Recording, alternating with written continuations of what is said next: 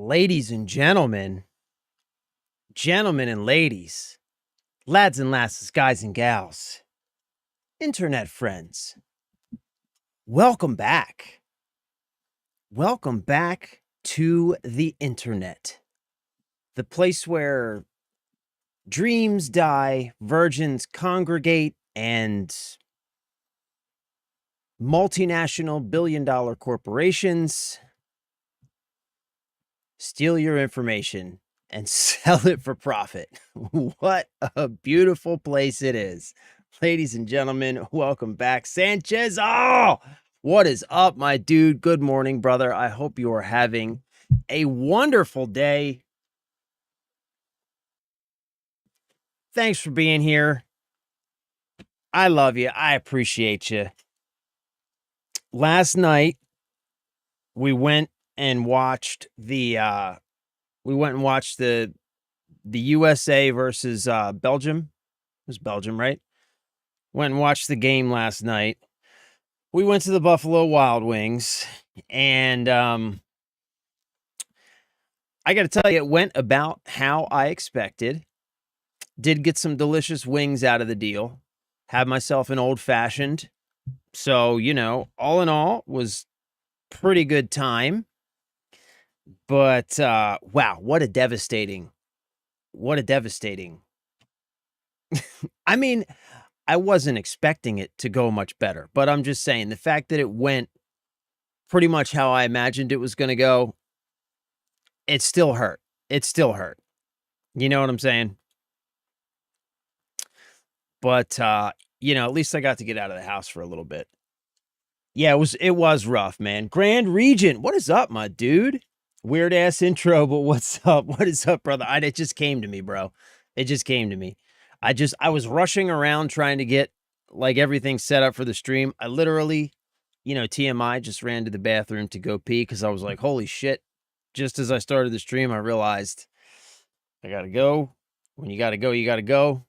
Came back, ran into my seat, pushed the button, and it just came to me, It was like serendipity. Serendipity. But welcome back, brother. Thanks for being here, man. I appreciate you. It's good to see you, bro. Good to see you. So, yeah, it was rough, dude. It was rough, man. But like I said, I got to get out of the house. Side note, just a quick update on the rash is what we're calling it. I'm still covered in the rash. I am now constantly lathering myself with hydrocortisone cream. I'm hopped up on antihistamine, Benadryls. So I am feeling a little bit loopy right now, to be quite honest with you. But like, I'm freaking dying, man. I haven't even been going to jujitsu because one, I don't know what this is. I'm assuming it's a heat rash because nobody else has it, but still, just in case, I don't want to go to jujitsu and you know what I mean? Like sweat all over other people just in case. And also it's so dude, I'm telling you, I am just slathering this stuff on myself and popping these Benadryls because it's the only thing to give me some sanity. You know what I'm saying? Like I had an old fashioned last night at the watching the game. That was delicious. I popped a couple of Benadryls. I was actually able to sleep for a couple hours. I had some weird dreams though, man. Some awful dreams. Awful, weird, awful dreams. Like I had this dream. Let me try and remember it. I want to try and remember this. What was I doing? I was doing something. Oh, I was at jujitsu, but it wasn't my jujitsu. It was some jujitsu at some place far away from home, and I didn't quite know where I was. And like at some point during the practice, all of my stuff got stolen out of like the locker room area, right? Like whenever you go to jujitsu, you go in and there's an area where like there's cubbies or lockers or whatever, where you change, you put all your stuff, and then you go out and you do jujitsu. all my stuff got stolen. And, like, my car got stolen, my like, all my clothes, my phone, and the whole dream was, like, it was me being lost, trying to figure out how to get home. I had some person who was trying to help me, but I couldn't remember any phone numbers, I couldn't remember my address. I couldn't get the phone to work even if I could remember any it was fucking weird, man. It was bizarro world. Like, it was and, like, very stressful. Like, I woke up out of that dream completely and totally disoriented and, like, looking around like, "Oh my god, am I home? Where am I? Where is my home? What's my address?" Like, that kinda, like I woke up in that kind of panic. It was crazy, man. It was crazy. It really messed me up, dude. Messed me up big time. Yeah, I don't understand PS Plus. Don't people already pay $500 plus dollars on their console? They do, and probably 130 plus more on the games at least. And to play online, you have to pay like $20 more a month. Yeah, that's pretty much it. Like how they still like I don't get it either, bro. Like I don't understand how they keep getting away with this stuff on consoles. In 2026, you know what I mean? In 2026, console makers are still charging people to play games online. In an era where every single game you buy requires online connection, whether it's a single player game or not, even single player games these days require online connections, right? So, in an era where every single game requires an online connection, 99% of games have some kind of online, either cooperative or PvP or some kind of online mode, some kind of aspect to them. And yet they still somehow get away with charging people a monthly subscription fee to play those games online. It's crazy to me, dude. It really, you know what I think it is, bro? I think it's just like conditioning. It's just been that way for so long that people just kind of roll with it. You know, people just don't question it. They just accept that's how it is. And these companies know that because these days big companies they have like teams of psychologists and stuff that are involved with like all of the marketing and pricing and all that stuff. And they literally have teams of people who are like trained in psychology who use that knowledge and they are able to apply it to things that the company does, leveraging an understanding of how people think. It's really kind of sick and twisted when you like stop to think about it. But like that, I think that's mostly what it is. People are used to it. And so I think now we're at a point where even though everybody's used to it, people still recognize it and they don't like it, but they're used to it enough and they want to play the games enough that they just kind of like begrudgingly accept it. You know what I'm saying? But yeah, man, it's bonkers. I have it, of course, but it still just confuses me. See, exactly. Perfect example. Bro, I have Xbox Game Pass for my Xbox. Now, granted, I use that for a whole bunch of stuff. I use it for PC games. I use it to stream games to my handheld. So I use it for a lot of different stuff, but still, when I was gaming exclusively on the Xbox, I was paying to play online, you know? And I was in that situation where I like realized it and would complain about it, but it was still just one of those things that you like accepted. Yeah, Benadryl will do that, Sanchisel. It's kind of killing me to be honest with you. So, side note, we're back on TikTok today. We're gonna see how long that lasts. My TikTok account's still on ice. I don't know what's wrong with my TikTok account, but everything I post, 0 views. Like, I'm not talking about low views. Like, I'm used to that. You know, I'm a small creator. I'm used to releasing a video and it getting less than 200 views, you know? Hell, even like around 100 views, right? But as somebody who's been posting content for a while, one thing I also understand is that when you post a video, like a short or whatever, they throw it up onto the algorithm and it's going to get some views. Whether or not people interact with it and it gets, you know, goes from there, you know, that's just, if it's not good content, it's not good content. I'm okay with that. I'm talking 0, goose egg. Like, my videos that I post to TikTok are literally not getting pushed out.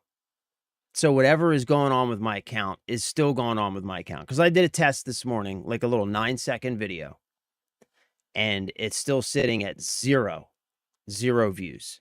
So we're back to streaming on TikTok today.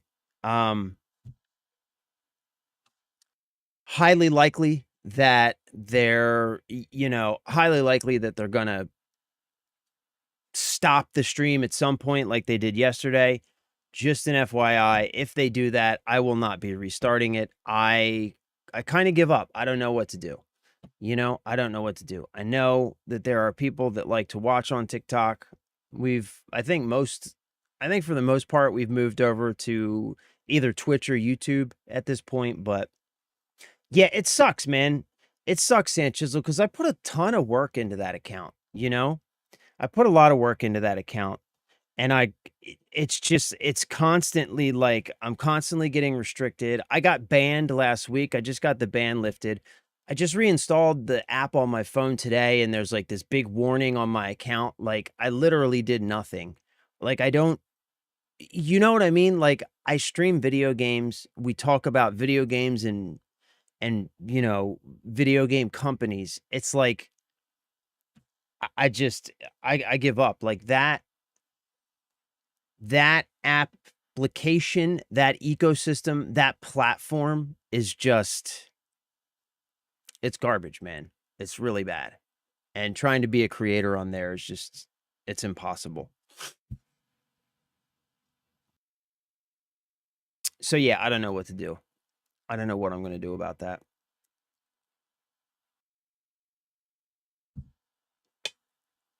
I'll tell you one thing I'm not going to do, because here's another thing that's like incredibly frustrating. I'm apparently not the first person that this has happened to. Because if you start doing some fagoogleizing, like, you'll find that there are plenty of people out there that this has happened to. And the most common suggestion for fixing it that I have gotten is simply to start over again. Delete the account, start a new one, and start over again. Which is crazy. I have 8 months of hard work into that account. You know, like, I have been busting my ass to put content up on a regular basis to try and grow that footprint. And it's super frustrating. But whatever, man. I don't care. F it. F it, bro. So a couple things that I want to go over. First and foremost, and we're going to come back to this, but the Steam Summer Sale's happening. The Green Man Gaming, yeah, here it is. The Green Man Gaming sale is happening.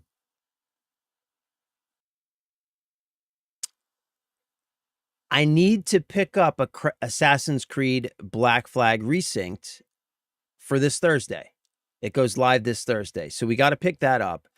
And so I figured, with all the deep discounts happening, I have like maybe I can squeeze another $10 or $15 out to just pick up like some cool titles that are on deep discount right now on either of these sales. Quite honestly, I think the Green Man Gaming sale is probably even better than the Steam sale. So like I said, we're going to get back to this. We're going to go over some news first, but I'm going to need you guys to help me figure out a couple of additional games to throw on to the order. First, let's look at, since we're here. There it is. Assassin's Creed Black Flag Resynced. Okay. $69.99 on Green Man for the deluxe edition, $59.99 for the standard edition. How much is it on Steam?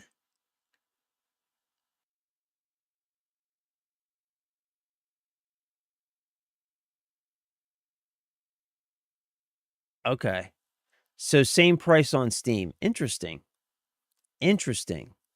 No discount on Assassin's Creed Black Flag Resynced on Green Man. Interesting. Dead Space. Man, this is a great game. Have you played this game? Dead Space? Phenomenal. So anyway, you guys are going to have to help me with that. We're going to have to pick out a couple of games to add to the Black Flag Resynced order to take advantage of the summer sale. But first, FYI, tons of people are getting free copies from Ubi, providing they will play the game ASAP and stream it. Really? How are people getting free copies? Wait a minute. How's that happening? I don't think I'm big enough for that, though. You probably got to have like at least 10,000 subscribers or something, right? Maybe I could use my I could use my machining account. I could use my machining account to try and get a free copy. You know what? Like I actually I was thinking about this recently. I was like, what if I just convert my machining account to a gaming account and see how many people stick around? Like, you know what I'm saying? Like, what if I just start gaming on that account? Because it's got like 25,000 subs or something. Not a ton, but like, you know, 100 times more than I have on my gaming account. So, like, what if I just start streaming and playing, like, posting my gaming content to that account and see how many people stick around? Like, will it at least, you know, like, give me a head start?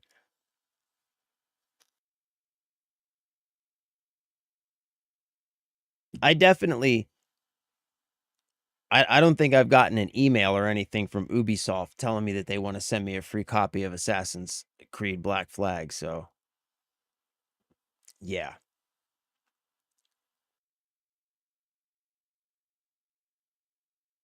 Okay, so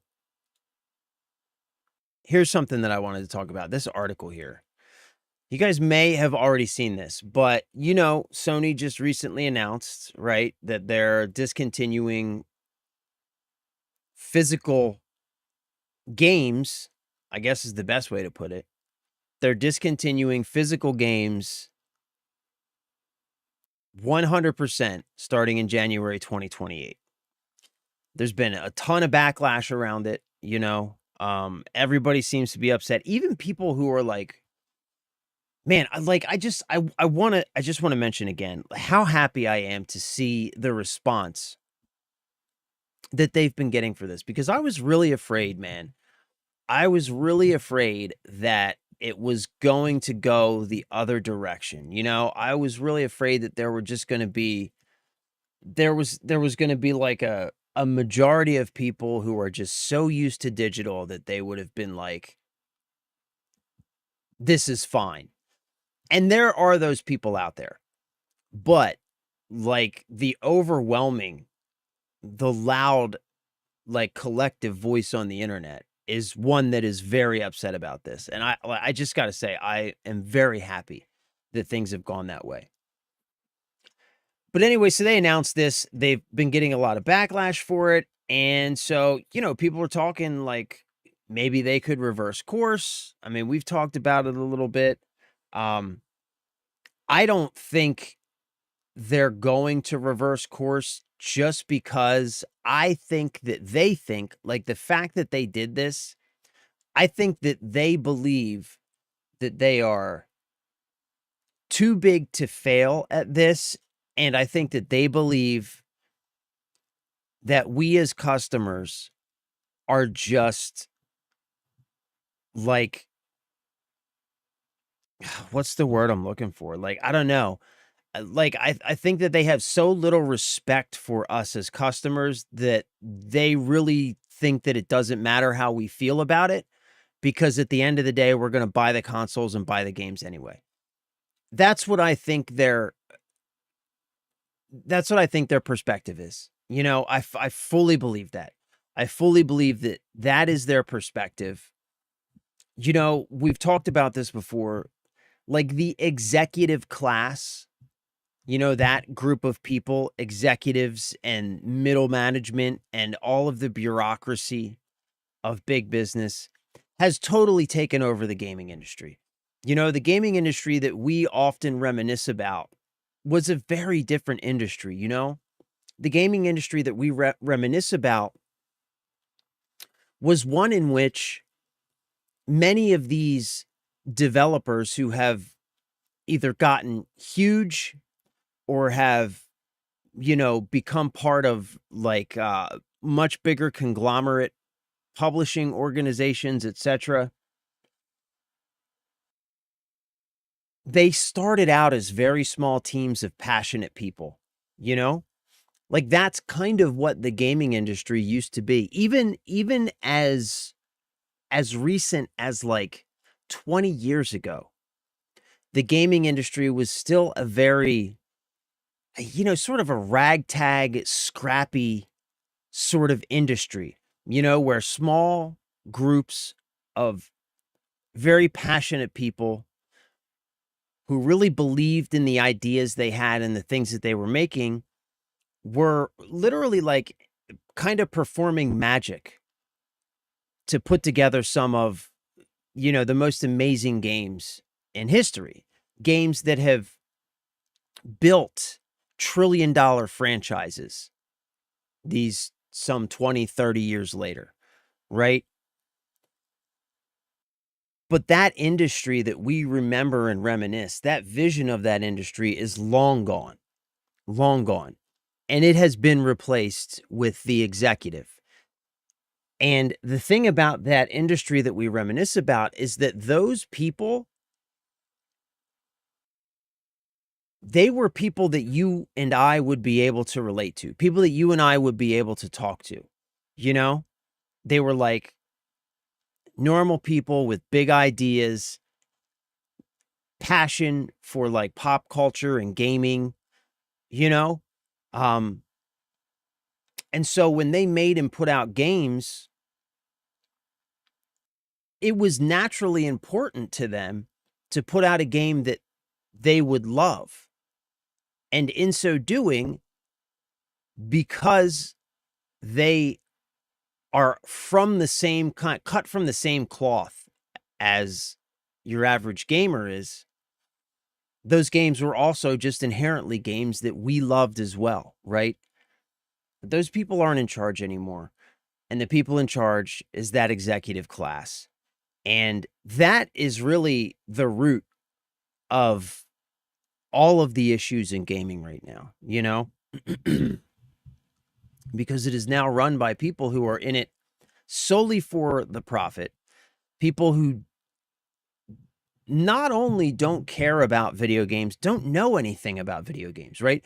You have people pick a company, it doesn't matter where you go, any of these companies, any AAA company, you have people at the top calling the shots who have never played a video game in their lives, have no interest in ever playing a video game in their lives. Yet they're the ones calling the shots. They're the ones making the decisions about the games that we get to play, about the content that goes in those games, about the monetization behind those games, about everything. And that's why I think there's no chance that Sony is going to reverse course. But we now have an even more obvious reason pointing to why Sony is not going to reverse course. And that's right here in front of you on the screen. Sony's largest PlayStation disc plant is already reassigning staff to make other products. We're going to read through this, man, because you've probably already seen this, but it's going to make you rage if you haven't. If you haven't, it's going to make you absolutely lose your shit.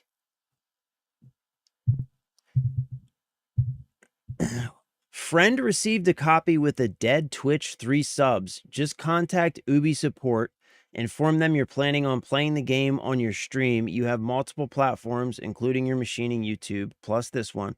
Tell them you're excited to start earlier than launch, and if it's possible to receive an early access key to start streaming. Can even include if you have it pre-ordered and where. Most important is selling yourself as super excited to get to streaming it and sharing it with your community on all platforms. Other important fact, your Uplay account must be in good standing and never receive a suspension or any actions. Yeah, my Uplay account I've hardly ever used, so there's definitely no issues with that. So just contact Ubisoft support, huh? I'll give it a shot. Why not, right? I mean, that would be cool. And like, not only would it be cool, but it would kind of establish a connection, you know? So yeah, I'll give it a shot. Do you know what support email address he used? Just the one at the bottom of the one at, like, you know.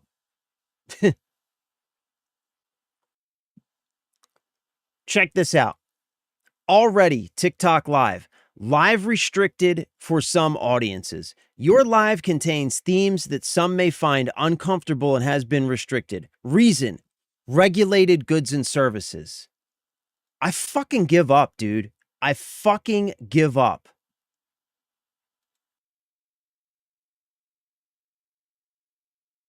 I'm done, man. I'm fucking done with TikTok. I'm so done with it. We have been streaming for 30 minutes. My live has already been restricted. Regulated goods and services. I'm done. I'm done with TikTok, man. If you follow me on TikTok and you want to, like, you know, be a part of this community, I suggest you find me on a different platform, because I'm done with it. I'm done with it. I'm absolutely done with it. This is one of the reasons I stopped streaming altogether. Yeah, well, you know, like, dude, I don't have problems with any other platform, but I have problems with TikTok every single day. My TikTok account has essentially been, like, shadow banned or something for almost 3 weeks now. Like, content that I post on TikTok gets 0 views. Not like few views, not like 100 views, not like 50 views, 0. Like, it never even gets pushed out to the algorithm for, like, the last couple weeks.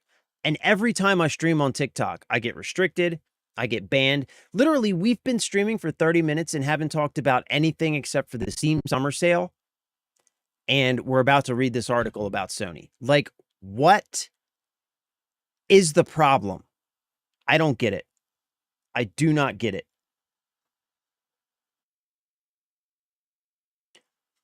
Bro, I don't blame you. This is the second time I've been on your live and it was flagged within 5 minutes. I know, right? Like, what the hell? What is even happening? Look, I'm telling you, man, I know people like TikTok. It's convenient and all that stuff. And that's why I try. That's why I keep trying to continue streaming on TikTok. But I will say this, like, if you're on TikTok, like, and you want to, like, keep coming and hanging out on the streams, I would highly suggest going to a different platform. If you like the vertical streams, I broadcast vertical streams on YouTube. I also, of course, do Twitch. Like, you know what I'm saying? Because I don't know what to do. Like, I'm not going to keep fighting this crap. So anyway, I'm not going to keep bitching about it either. I'll see you on Twitch, bro. Hey, brother, I appreciate that, man. Thank you for that. I appreciate that, bro. I love you. I appreciate you. Thank you for that. The game was auto-added to his account, and we tried the key to see if we could activate it twice, but it didn't work. Good try, though. You know what I'm saying? Good try. It's fucking legit, dude. Good try. I think someone just mass reporting you because they're jealous. I mean, jealous of what, bro? You know what I'm saying? Like, jealous of what? Like, bro, I'm as small as you can get, my dude. Jealous of what? Jesus the Beast. Maybe because you sound like Ben Shapiro. What? I don't even know what that means, bro. I don't even know what that means. Don't even know what that means. All right, so look, let's get into this article, man, because like I said, Sony announces that they're going to discontinue physical games like point blank. Like the whole shaboozle, right? They're discontinuing full support for physical media in 2028. No more physical games whatsoever, right? Huge backlash, petitions, right? There have been multiple petitions that have gathered like hundreds of thousands of signatures, people requesting that Sony reverse course on this decision. I think some people are hopeful that that might happen. I'm here to tell you that, unfortunately, it doesn't look like that's going to happen because Sony is already reallocating the resources that they were using to press those physical discs. They're reallocating those resources to other areas as we speak. Like, this decision has been made. And even if they wanted to reverse course on it, at this point, it doesn't look like they would even be able to. So Sony's largest PlayStation disc plant is already reassigning staff to make other products. The plant in Austria has invested $30 million in new technology to make optical micro lenses instead. So they've begun converting this plant over into a manufacturing facility for a completely different product, micro lenses, and they've already invested at least 30 million euros into this transition. So Sony's largest production site is already preparing its staff to move away from manufacturing discs and start making other products instead. The site in Taugau, Austria produces 600,000 discs every day. But that number is expected to drastically drop following Sony's announcement that PlayStation games will no longer have physical disc releases starting from January 2028. A report from Austrian news site ORF.at checked in with the plant to see what its plans were and whether Sony's news would result in layoffs for disc manufacturers. According to Dietmar Tanzer, CEO of Dadco, Dadc, which manufactures Sony's optical media, including PlayStation games, blah, blah. PlayStation currently accounts for around 50% of its volume, of which around 20% are new orders. We're looking at roughly 10% of the volume in 2028, Tanzer told the publication. 10%. So they're looking at losing 90% of their business. That's crazy. Sony has reportedly been anticipating this shift for some time. The plants, like, I'm telling you, man, like, they have been planning this. Because think about it this way, right? So this article we're reading about this plant being converted over to a different technology to produce a different product. That doesn't happen overnight. So all of the logistics around making this happen, the contracts, the purchases of the machines and all of the other stuff involved in that, like, this has been going on for probably 12 plus months. And we're just getting the announcement now. So the plant's 300 employees were told on Wednesday that it would be undergoing restructuring as a result of Sony's decision. Despite this, Tanzer says no layoffs are planned. Thank goodness for that. Sony has reportedly been anticipating this shift for some time, and as such, around $30 million has recently been invested in the plant on new equipment designed to make optical micro lenses instead, leading to a pivot for the plant. According to Sony Dadco's head of micro-optics, Marcus Streibel, the tech will become a new area of business for Sony. Micro-optics is the miniaturization of optical systems and elements and serves to focus and direct light in the smallest possible space, he explained. One application would be, for example, a car turn signal that is projected onto asphalt. You know what another application is for micro-optics? You know what another application is? A much more lucrative application than projecting turn signals onto asphalt. High-speed data transfer. AI data centers. AI data centers. That's the point. Sony is pulling resources out of their gaming division and reinvesting those resources into AI. That's what this is really about. That's what this is really about. That's what the micro-optics are about. They're going to be making components for AI data centers. So the same people, right, who are raising console prices, raising prices on everything, and citing what's happening in the industry with all of the AI infrastructure and all that stuff. The people who are citing this as the reason why they need to pass higher prices down to you as the consumer are then turning around and feeding this very industry that they are blaming for your higher prices at the register. And that's why I say, man, like, they're not going to reverse course on this. They could care less about your money, about my money. They could care less. They're going for that big money, that taxpayer subsidized funding in the AI space. That's what they're going after. Because it's easier for them to get your tax dollars from the government, because the government's subsidizing all of these big data center rollouts in multiple ways. It's easier for them to get your tax dollars, to get your money that way, than it is to try and convince you to spend your money at the cash register. And that's what this is all about. And that's what I meant at the beginning when I said, this is going to infuriate you. And if it doesn't infuriate you, like, bro, tell me whatever you're doing to stay calm, because I need to do that. Anyway, let's finish this up. Employees at the plant were reassigned from disc production on Wednesday to start testing the new equipment, with Sony planning to retrain them extensively in the near future and begin mass production for optical microlenses.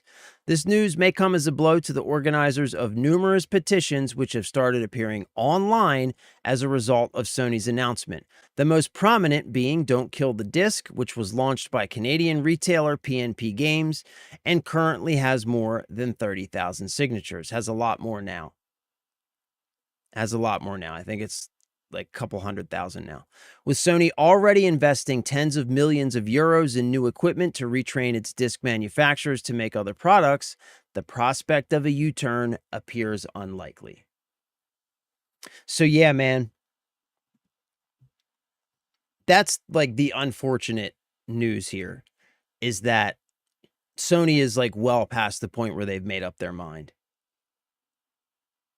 And more importantly, I think that they're well past the point where they care what really happens to the PlayStation. I don't think they care. I think for Sony, and this is just me speculating, but I think that they're probably projecting, either, they probably have like multiple scenarios that they've gone over, right? One of those scenarios is that the consumer just, we all just get over it. We buy PS6s and business as usual. Another one of those is that the PlayStation business suffers tremendously. In which case, what do? Well, they pare down investment infrastructure, staffing, right? They pare down all of this stuff, just take more away from the PlayStation business, and that just gives them more to invest in AI. So I don't think they're going to reverse course, and I don't think they care if this has a major impact on their PlayStation business one way or another. I think they could care less. It's the same thing. I mean, it's the same thing that like happened with the RAM manufacturers. You know, they don't care. Same thing that happened with Nvidia. Nvidia doesn't care if you're upset about what's happening with their GPUs and the fact that they're like drastically cutting back production on consumer gaming GPUs. They don't care how you feel about that. They just don't care because you aren't big enough as a customer now. All of us collectively, we aren't a big enough market for them to care. And because, like we talked about at the beginning of this, because the gaming industry has been taken over by the vampiric executive class, nobody gives a shit. There's nobody left to actually care about the games. There's nobody left to care about creating good games for the sake of creating good games. And that's just where we're at, man. That's just where we're at. Just tell those people to eat it the long way. My dude.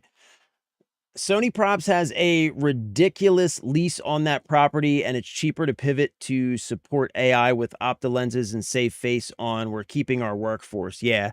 Instead of also falling into the hole of we killed physical media production and we also killed all those jobs with it. Yeah, for sure. For sure.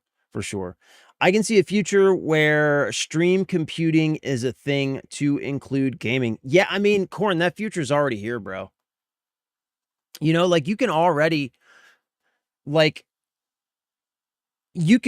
stream shit, man. I've got Xbox Game Pass, right? I have a like one of those little Xbox Allies, the white one. Like it's a very underpowered machine, right? So a lot of games using my Xbox Game Pass account, I just stream over the cloud to that thing and play a lot of games that way. So that future is already here. And thin clients have been a thing for decades, right? Where like I've installed many of them where like you will install like at an office building or whatever, right? You'll install like a server room with like a centralized centralized compute center where a whole bunch of VMs run and then just serve those VMs to thin clients over the network. All they're doing is expanding out that same idea to now be able to house those data centers remotely and serve a multitude of different clients with a multitude of different configurations to meet a variety of different business needs and just do all that over the cloud. So yeah, man, it's already here, bro. It's already here. And that's what they want to push us to as well. That's what they want to push us to as well. And that's why they don't care how upset we are about everything that's happening. Because they don't see us as a big enough market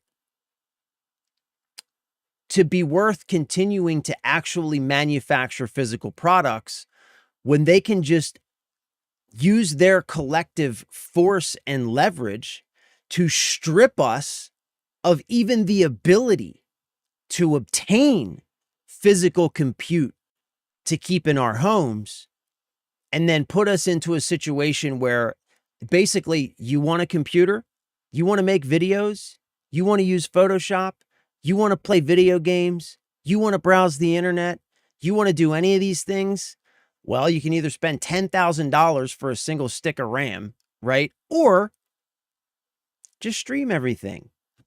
You know, we'll even sign up for our streaming service and we'll send you we'll send you the network connected monitor, keyboard, and mouse. That's all it'll be.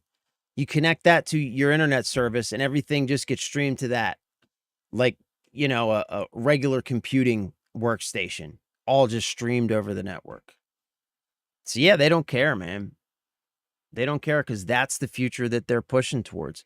Because there's so much more profit in that for them, right? It's the same thing, it's the same thing, software as a service, computing as a service, right?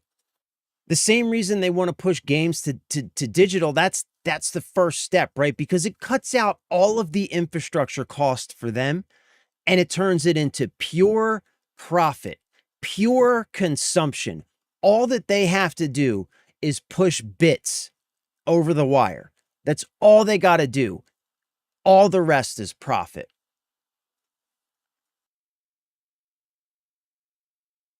Yeah, it's just a matter of time and speed. Like they're rolling, like, all the stuff that we've got now, cloud gaming and stuff like that. Like it's quote unquote getting better every day, right? Like it's already good enough now that, like I said, I use it on my handheld. And, I realize now admitting that definitely makes me a bit of a hypocrite. But there it is, like it's already good enough to play like single player games. It would certainly, by the time they're able to do all this, be good enough for your like basic desktop computing environment. You know what I mean? We must follow channel. Yes, follow channel, please. I appreciate that. Don't get me wrong, it's also a huge money benefit in supporting production of AI products, more tax benefits, etc. Yeah. While not having to worry about costs associated with the property. Yeah, I mean, that's the thing, man. Like, when you look at it from a pure business perspective, right? Like I said, governments are subsidizing all of this stuff. Governments are offering all of these incentives for big businesses to invest in AI. And so when they do that, they get all of these tax breaks and all of these other incentives, right? So as a business, it certainly makes sense. But that's what I mean when I get back to the point that that's the problem with having the executive class in charge, because they care about nothing but the profit. Nothing but the profit. Let's go back to that company we were looking at yesterday, Evercade, right? Let's just use them as an example. Whether this is something you're interested in or you like it or you don't is, kind of irrelevant to the conversation. Let's use them as an example. This represents the old gaming industry, and this represents old industries at large, especially like hobby-based industries, where the businesses themselves were owned and operated by people who were passionate about the thing that they did. And with the rise of the billion-dollar multinational conglomerate organization, all of that passion has been taken out of not just gaming, but many, many industries. And everything is now run by that vampiric executive class who doesn't give a shit about anything but profit.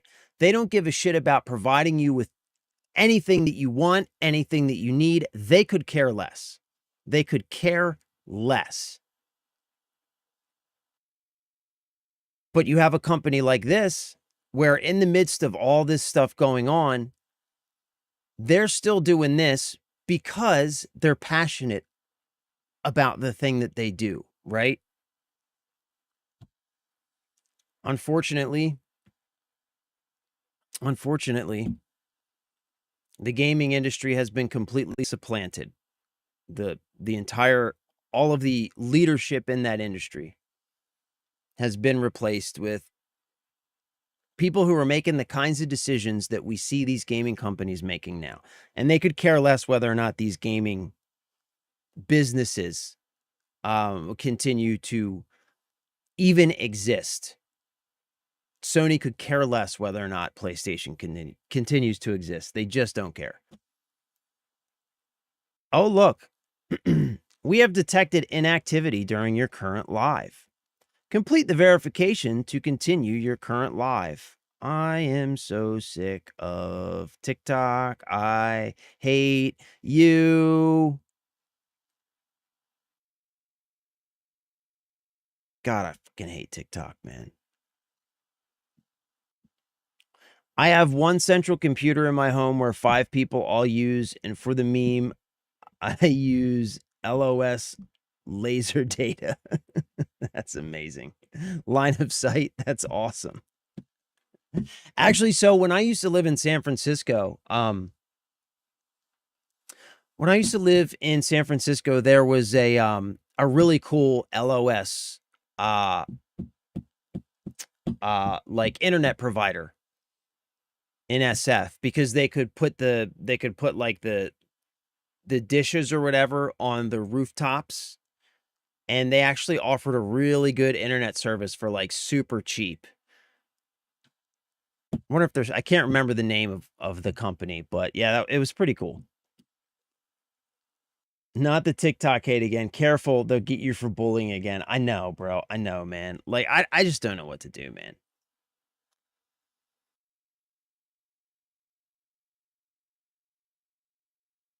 I don't know what to do. All right, so check this out. This is something else I saw. This is just real quick. But like, I didn't know this. This is, I guess maybe this has been going on for a long time, but I just think it's funny and ironic. So, or maybe it's new. I don't know. But apparently now, if you try even to order a disk drive for your PS5, you are limited to 1 per customer per order. You can only buy 1, because apparently the demand for PS5 disk drives, I guess, has gone up so much because of this whole kerfuffle that you can now only buy 1 disk drive for your PS5, which I just think is funny. I just think it's crazy. And that's another reason, right? Like, if you think that Sony doesn't know that gamers want physical media, they know. I mean, look, they're dealing with it, right? They know the demand is there. It's just that demand does not represent a big enough market for them to give a damn. It just doesn't represent a big enough market for them to care. You know what I'm saying? That's the problem. That's the problem. It just does not represent a big enough market for them to care. It's crazy, man. So yeah, I guess the moral of this story is, boycott Sony. I am personally, like, I'm not in charge of anybody or anything else. I'm just in charge of some of the decisions I make. My wife is in charge of most of them, but I am in charge of some of them, and I'm in charge of this one. And for me personally, I'm boycotting Sony. And I will continue to boycott any company that shows that they are disinterested in me as a customer, which many are. And I realize that, right? Like, accepting the fact that we just don't represent enough money for them to care is kind of part of it. Just coming to terms with the fact that they could care less because there's more money elsewhere, accepting that, and then just still making your decisions, voting with your wallet accordingly regardless, right? By saying,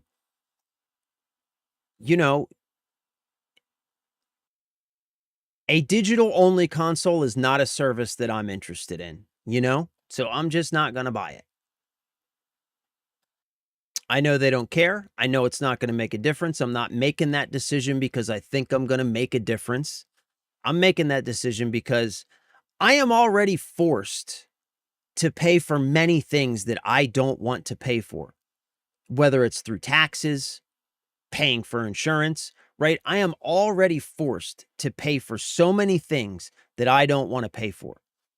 So when there's a situation where I can make the decision for myself, I'm going to make it.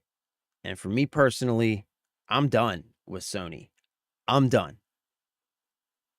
I'm done.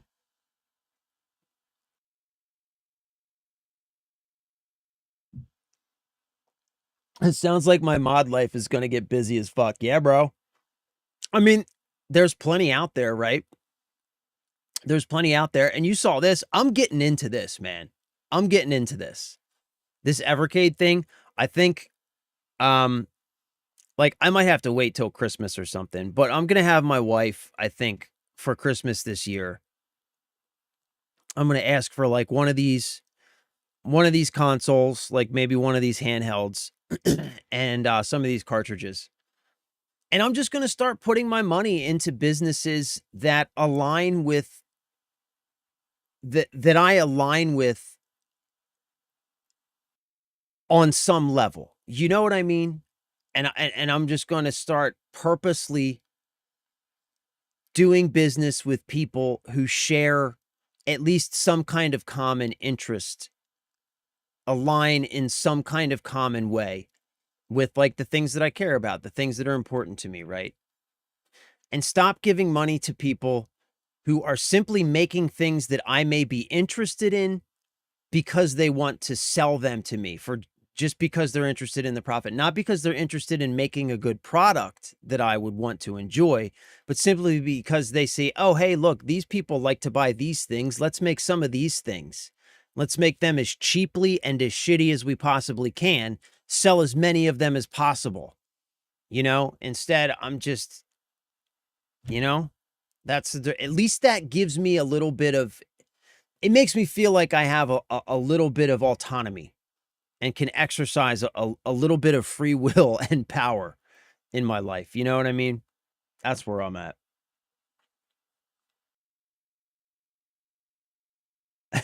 No, I'm not going to only play retro games now. No.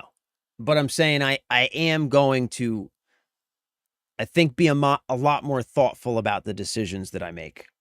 You know, when it comes to where I spend my money is all I'm saying. Gamer homesteading. That's what I'm fucking, yes, that's what I'm talking about, bro.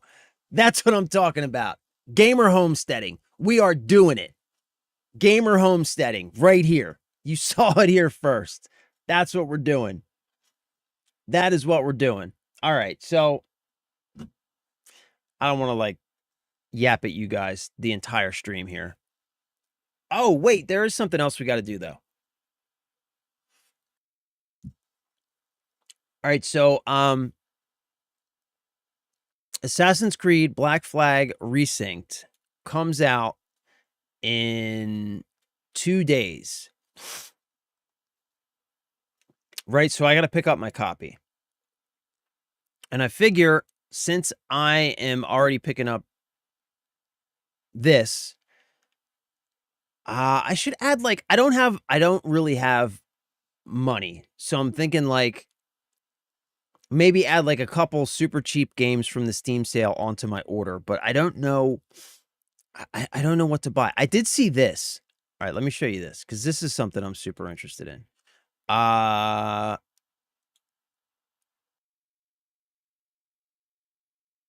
on. Yeah. So Green Man Gaming has some really good bundles going on right now for their summer sale. And they've got this Metroidvania Madness bundle. For $14, you get 6 games. All Metroidvania games. I think these would be fantastic for the handheld month. Let's go 07, 04.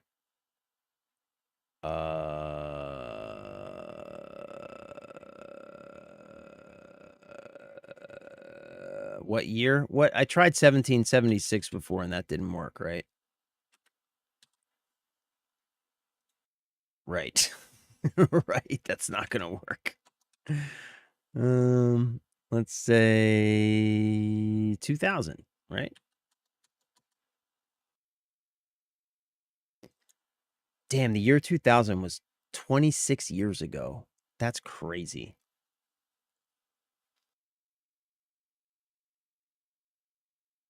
Yeah, the Metro Saga. I threw that in there because you guys have been talking about the Metro Saga for months. So I threw that in there. They got the whole bundle. Metro Exodus, whatever this is, expansion pass, Metro 2033 redo, and Metro Last Light redo. The whole shapoopy for $5, which seems like a pretty good deal. I'm going to the SAO game coming out on the 10th. Wait, what's the SAO game? What's the SAO game? What's that? SAO game coming out.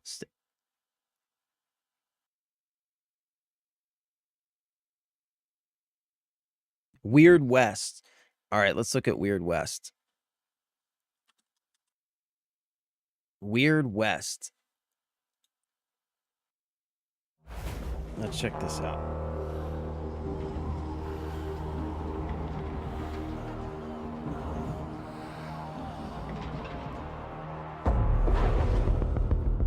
An action RPG set in the supernatural West. Oh no, seriously?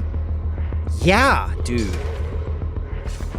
Forge relationships with odd characters. Okay, I'm into it already.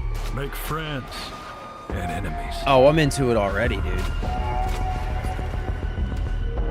An ARPG, a Wild West ARPG? Yes. Create your own path and gain a tactical edge.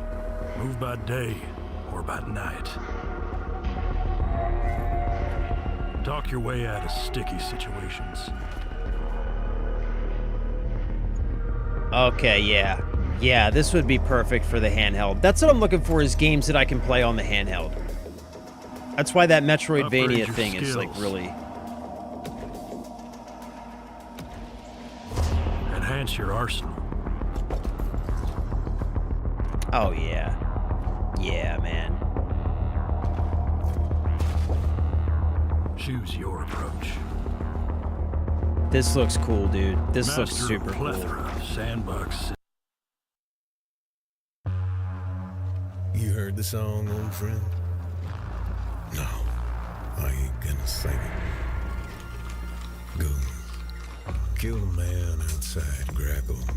I killed a man in Reno just to watch him die. And he sure wasn't slain. Now, a shadow follows me. A menace on the wind. Lurks there in my dreams. Sure to kill me in the end. Echoes of Aincrad. But I've got promises to keep. Yeah, I like this one, dude.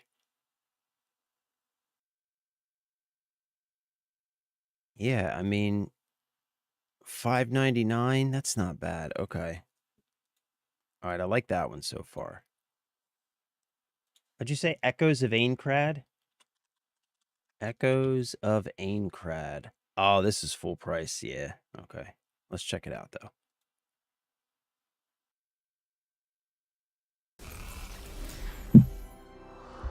Bandai Namco is always good. With the terrifying monster. It's horrible.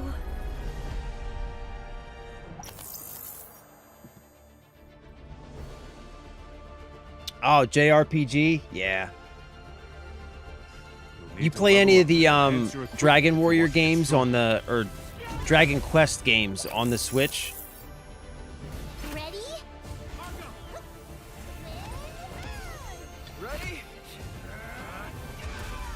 We all need to work together and help each other get out of this nightmare.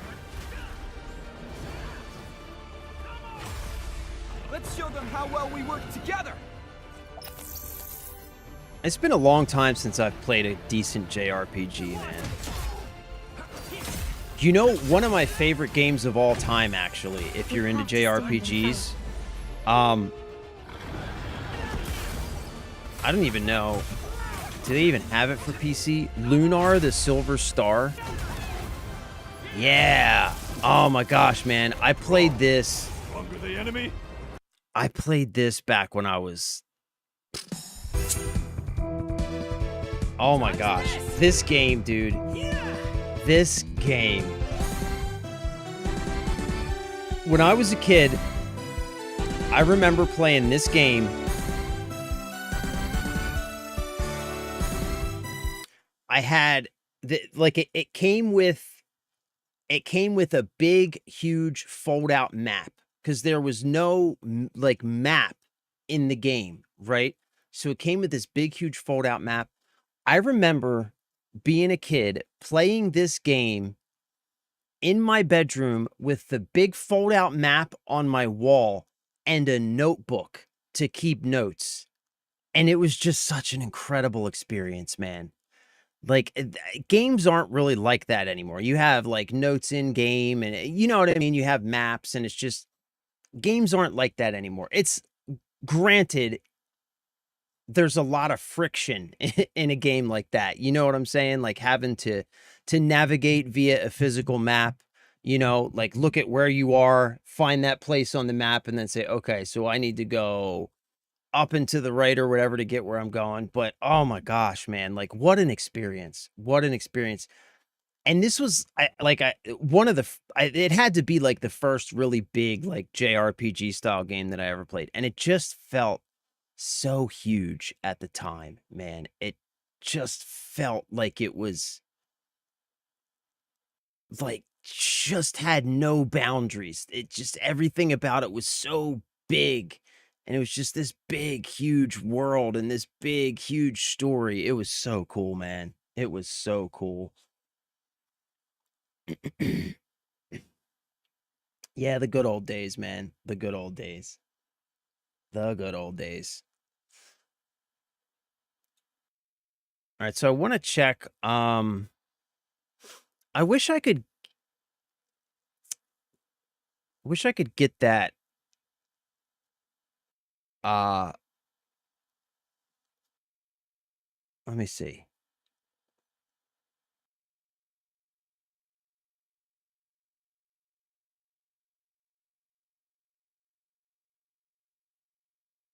Metroidvania. No.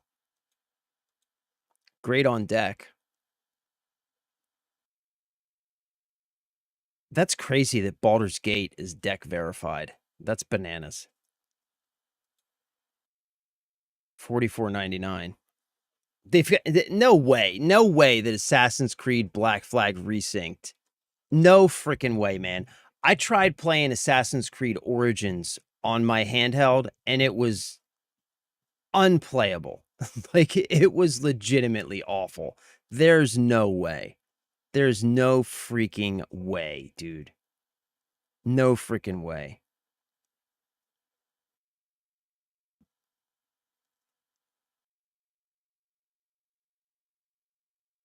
All right, so I think what I might end up doing then is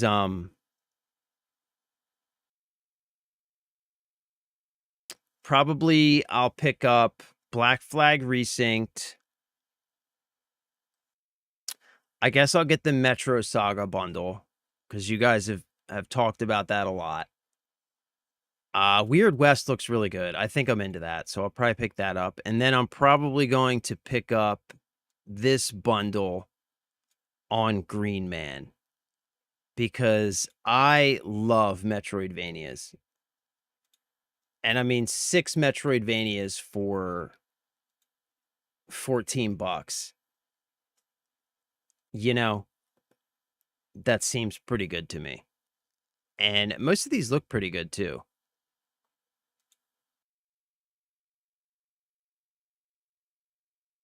This one actually looks really cool. Vomitorium. I've never heard of this, but this is like a first person Metroidvania. So this looks really cool. This looks super interesting. So yeah, I think that's the plan. I think that's the plan. Truth, what is up, my dude? I have not seen you in a while, bro. I have not seen you in a while, my dude. How's it going, bro? Good to see you, man. Hello Kitty Adventure. Is that did they really have that? Do they really have Hello Kitty Adventure? Hold on. Hold on. Hold on, bro. We may have found our game. Hello Kitty Island Adventure. Oh my god. Oh my god. Boys, I think we found it. This is us. We are now officially a Hello Kitty channel. That's it. We're done. We're done. We're now a Hello Kitty channel. I mean, what else can I do? This is us now. What is this, like Animal Crossing, but Hello Kitty style? Yeah, we're now a Hello Kitty channel. That's us. That's what we're doing.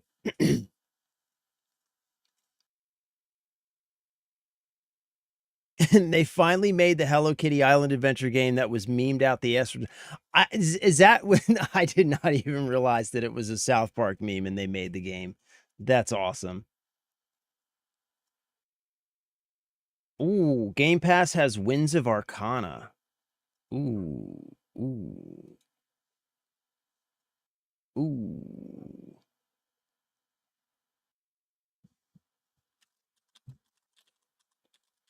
Winds of Arcana. Oh, nice.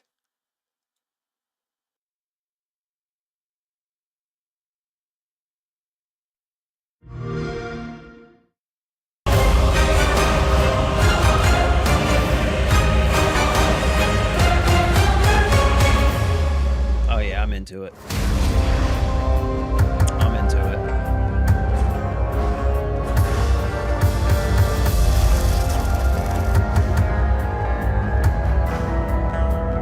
Pray to your fell gods!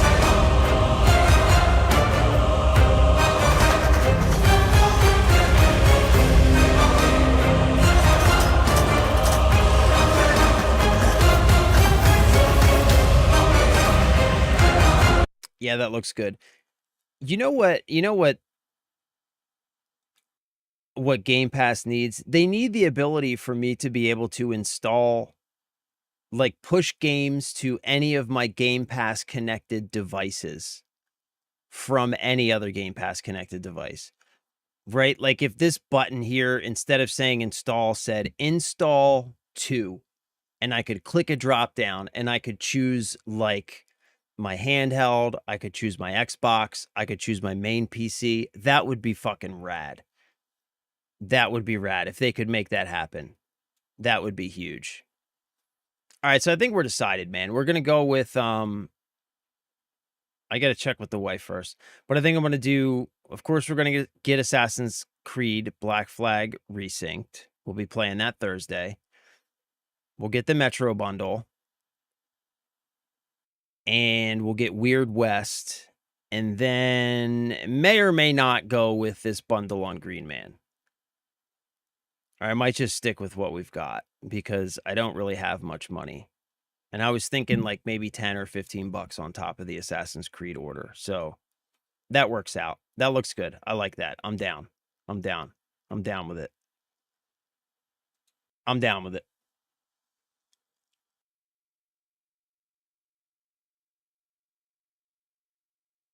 That's crazy, man. That is so crazy that South Park started it as a meme and people pushed it so hard they actually made the game. That's like, that is why the internet was invented. For all of the crap that the internet has introduced into our lives, for all of that garbage, at least we have things like that. At least we have situations where South Park creates a meme video game and it actually gets created in real life because people meme it so hard. That's just peak. Big and Tatted, what is up, my dude? Welcome, brother. Welcome. Glad to have you. Happy Tuesday. Hope you're having a great day. I'm playing it now. I'll call Asha for you. Hey, thanks, bro. I appreciate that. Thank you, bro. Oh yeah, the South Park games. What was the one called? Stick of Destiny or whatever? Yeah, that game, like, won some awards, didn't it? I think it did. All right. Man, I'm hungry. I didn't eat anything before stream. I got these Benadryls coursing through my veins. I am like, whew, I am a loopy right now. I'm going to take another half of Benadryl. If I zonk out midstream, you know why. You know exactly why. Right. Fractured but whole. I forgot about that one. I forgot about that one. Do they have those games?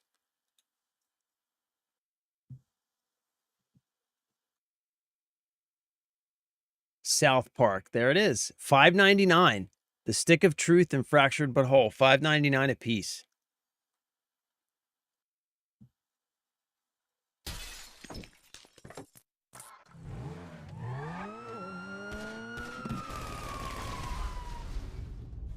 Side note, by the way, I've decided that I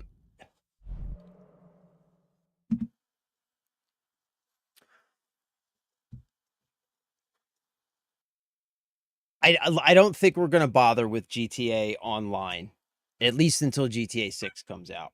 I think we'll just finish the story, and then we'll see what's going on with GTA 6.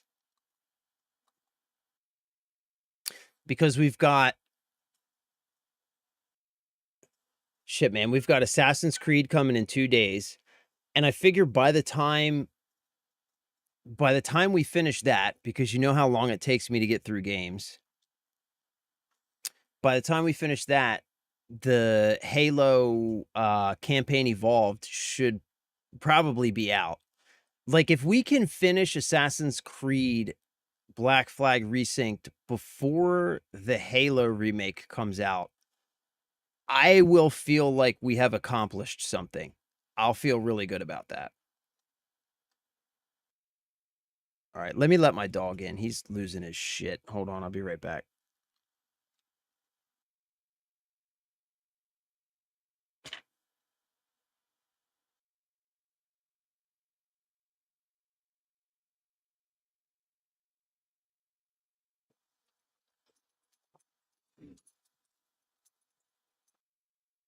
All right, stay away from my curtains, dude.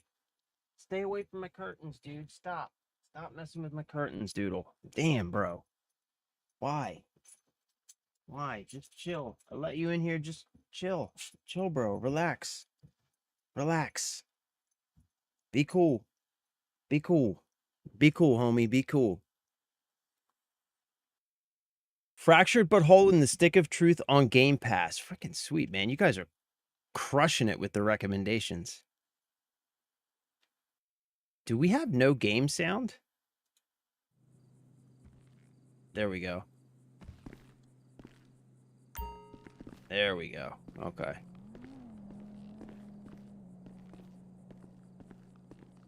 All right, so what were we doing? We were doing, what were we doing?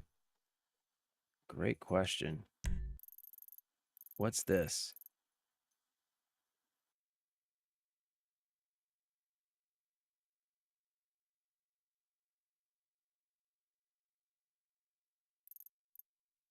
Let's go see what this is. Tell me it restarted the entire heist prep over again. Please tell me it restarted the entire heist prep over again. I would just be thrilled about that. I guess my other car is an impound. So I guess let's take this one. Yo, man, look, I'm just gonna come out and say it. The car situation in GTA 5, the way that it works, is dumb as fuck. Like, one of the main things that you can do in this game, right, is to acquire cars. Get a car, put it in your driveway, in your garage or whatever, and it becomes your car, right? But every time you take a car to go do something, like 9 times out of 10, it requires you leaving the car somewhere to go do the thing that you took the car to go do, and then the car ends up in impound. So, like, it's kind of pointless to engage in one of the main activities that they expect you to engage in this game. Because the best thing to do is to just snatch a car while you're out, because then you don't have to worry about it. You know what I'm saying? Whoa.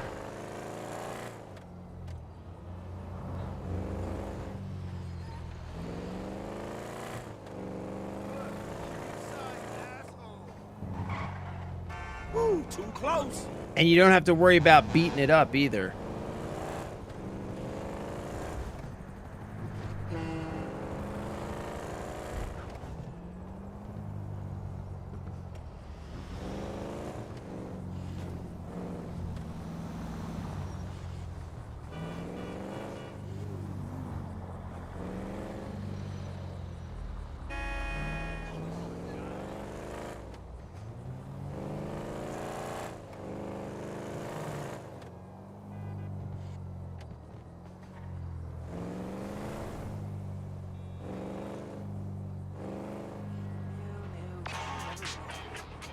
Yo, what up, my brother? Check this shit.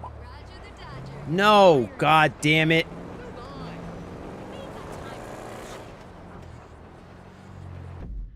I'm not doing that. I'm not fucking doing this. God damn it. I hate this shit. There was supposed to be an FBI thing here, and this stupid fucking dude calls me about these goddamn pictures. I don't want to take your stupid fucking pictures, bro.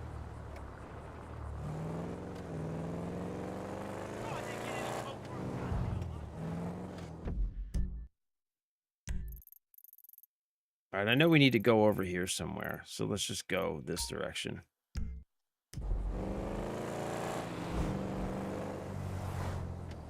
I wish I could delete this guy's contact so it stops hijacking my fucking game every time I drive through one of those little green circles to go take pictures for this dude. I don't want to do it. I have no interest in doing it.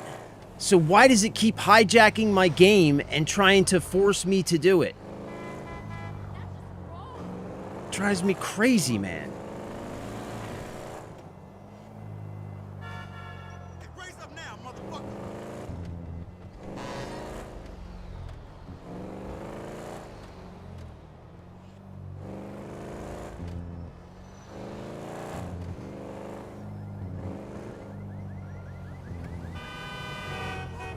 Oh, where did you come from, bro?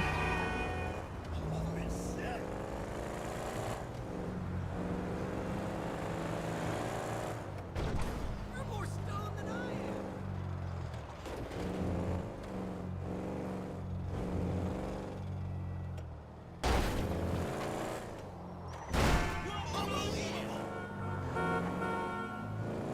Watch it, pal.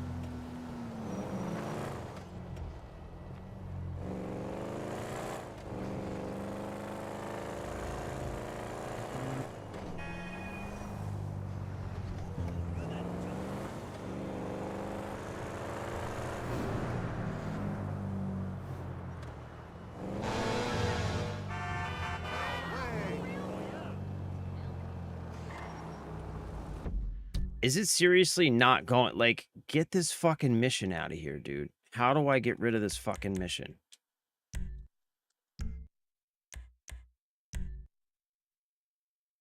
Oh my god. This fucking game, dude. This game. This fucking game.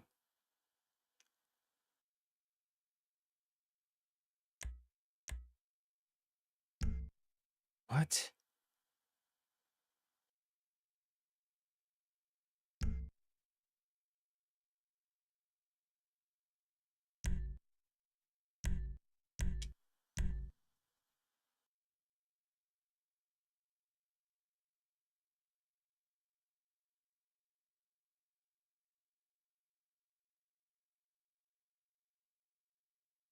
Yeah, that sucks, man. That sucks.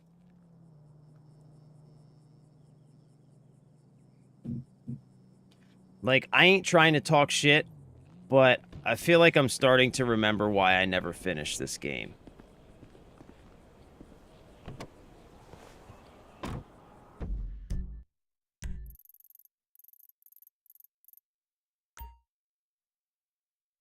Okay, let's go here. I think we got all the prep done. I think.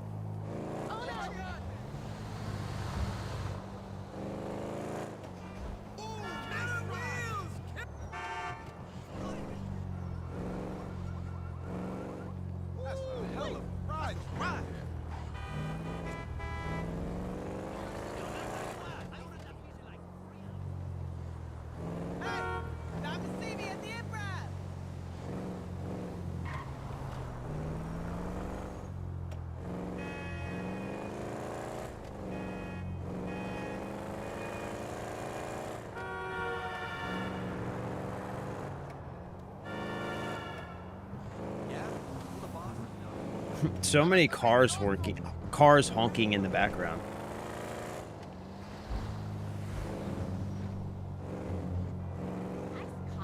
Maybe I'll Brandon Roberts, dude. Yeah.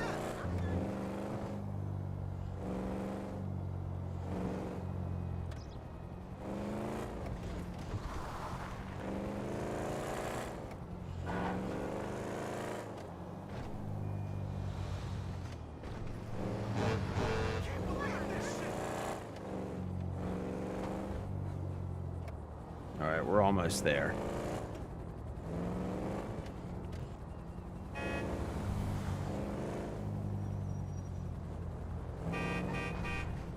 Oh.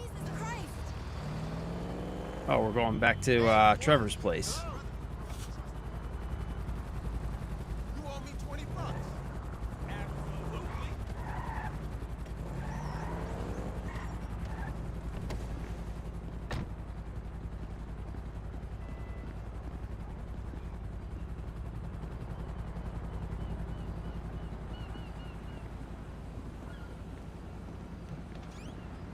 Yo!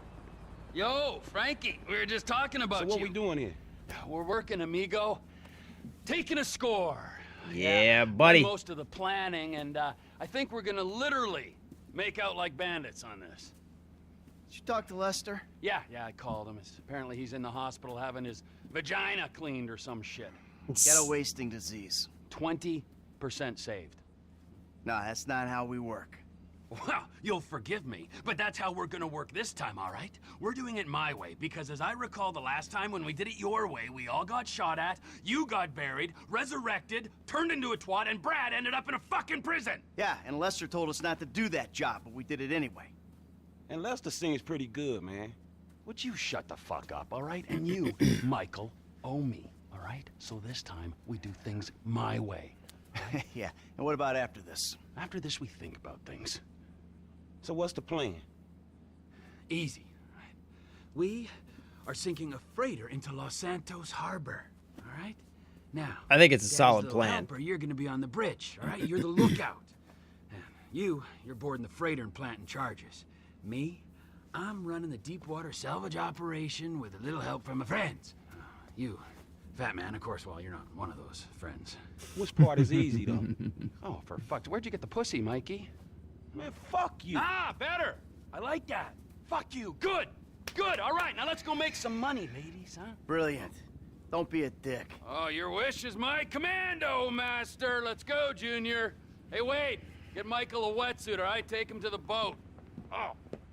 Hurry it up. We need some transport, don't we? I'm coming, man.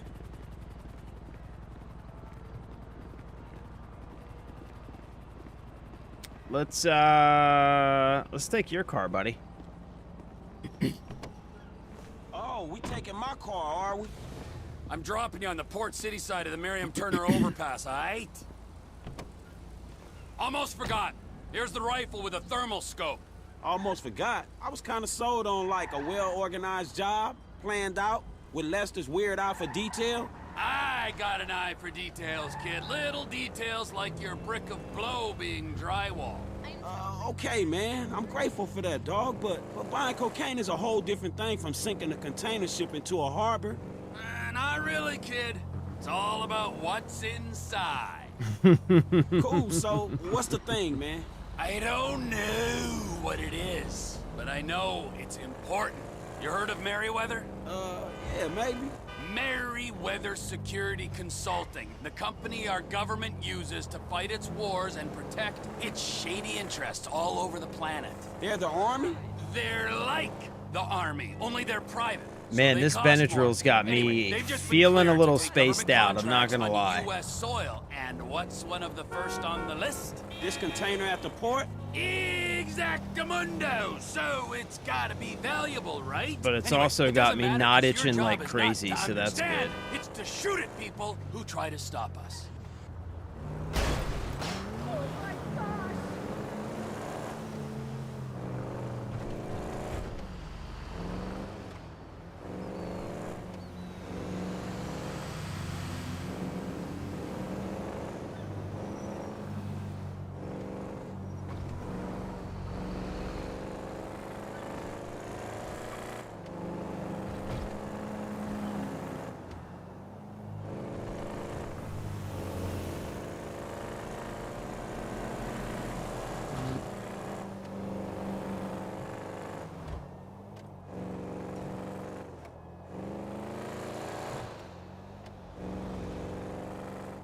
I'll stop the car in the median here.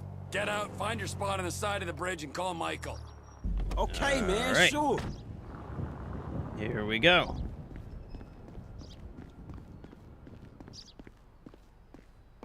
Bazinga.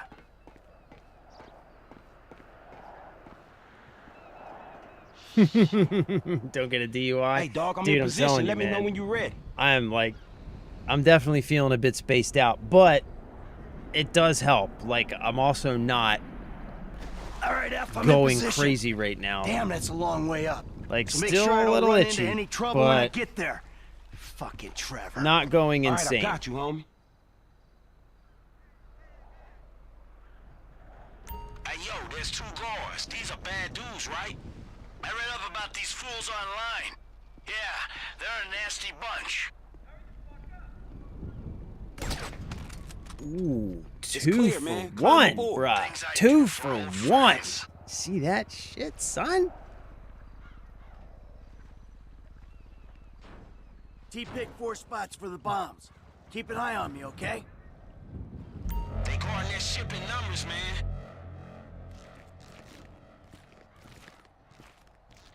Plant the first You meant to set a bomb around there, ain't you? bomb on the pillar. On the pillar? Is that this? Is that... We have P-Comp sit negative. All clear on deck. Plant a bomb on the pillar. What pillar? What are you talking about?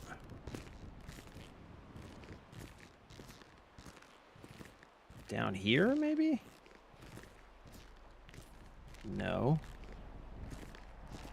What the hell's the pillar?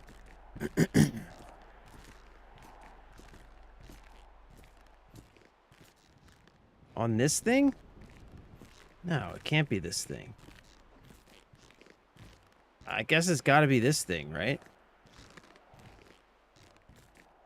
First bomb is planted. Okay, it's and this armed. thing. I'm moving up to the next position. Hey, do this quick, man. I don't know how much backup they got below deck. I can do it quick or I can do it right, okay?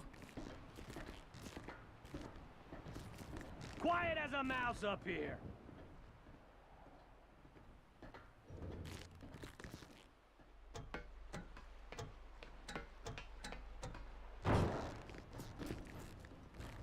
Okay, so we got to sneak around. Sweet.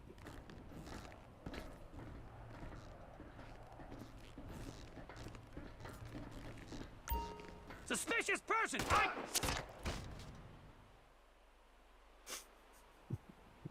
Thank God.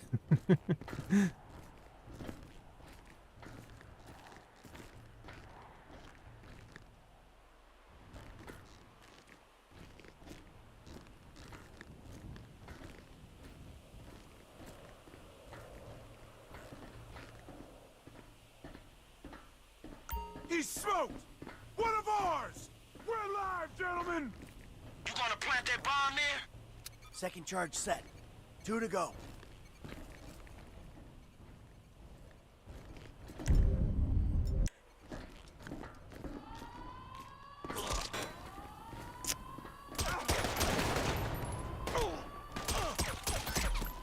Really? Really? Really? Really? Alright, come on. Hurry the fuck up. Good job, Franklin. Good job, dude.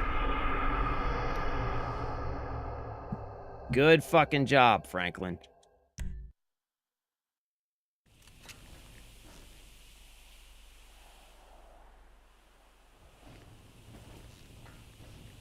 Hey, if this is Trevor's thing, why ain't he doing any of the wet work? Cuz, he's screwing around in a submarine.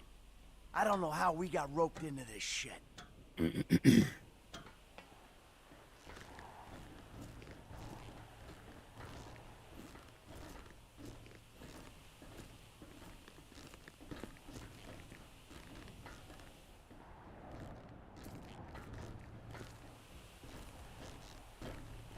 Ah, shoot, I can't get down.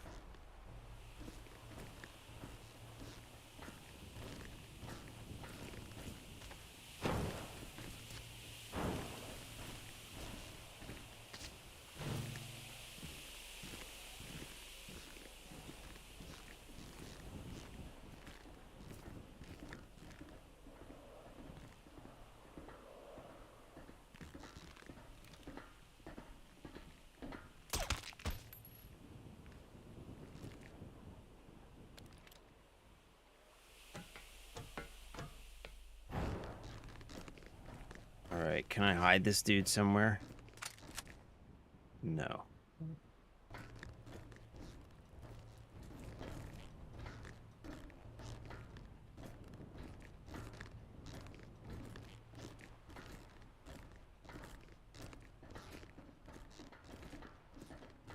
The Port of Los Santos, man! I miss West Africa!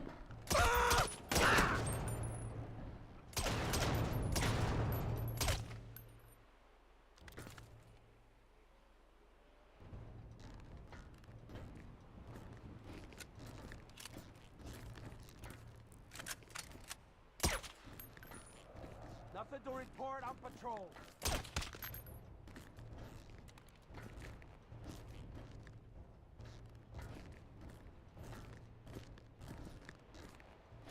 Like a fucking assassin, bro. There's a lookout on the balcony up there. I'll take him before he sees something. Lookout's down. Hey, you got a clear path. Hey, Plant the bomb. thanks, Franklin. Thanks for doing something. Appreciate it. You got a bomb to set around there? Hey, third bomb's in place. Last one needs to go inside the ship. Hey, come to the side of the ship. I'll clear the entrance for you.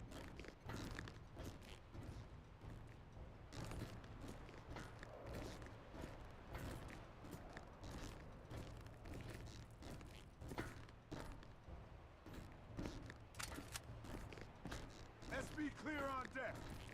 No SPs here.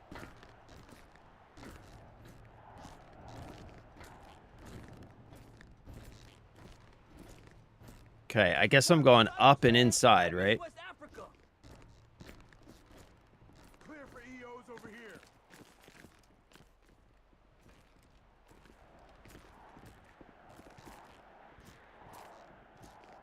I signed up for oil states and dictatorships, not tankers on home soil. What's up, Six? What's going on, brother? At present. Happy Tuesday, my dude. We are stuck. We are totally can't walk through that pathway, I guess. That checks out. All right, here we go. GTA 5, ladies and gentlemen. Patrol has nothing to report. GTA 5. Hey, Franklin, I thought you were gonna clear out the entrance or something, right? Weren't you supposed to do that for me, bud? EO clear. Nothing to report on patrol. This is a...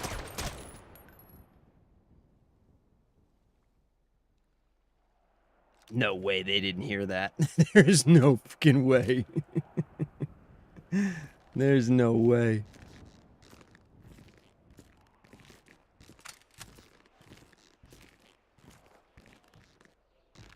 Okay, so I'm thinking I gotta go up. I'm supposed to get in. Sign up for oil states and dictatorships, not tankers on home soil. I'm supposed to get inside the ship, right? So I'm assuming go up this way, I guess. No chance of a cop sit over here. Maybe this door? Let's be clear on deck. No. Nope, of course not. So maybe that door down there? No SPs, no EOs, no nothing. Clear for EOs over here. Nope. Not that way. Okay, how the fraggle fucking rock am I supposed to get in this ship? The Port of Los Santos, man. I miss West Africa.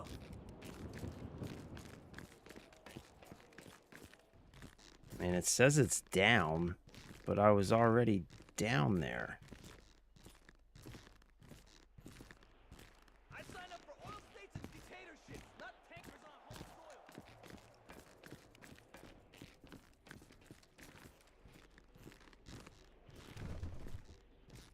Maybe this door? Here's the door. That Going door. That door. See you as soon as you can. I'm not gonna screw around in here, all right? Just tell me when you planted it. Oh, shit. The alarm's going, man. You okay? Are you okay, man? You gotta go. I can't see Michael. There we go. Where is he?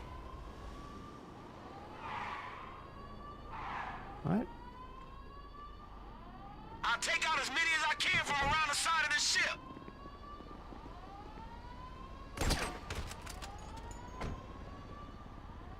Bunch of guys in Port City. They caught me on the bridge, man. They coming for me hard, bro. Damn.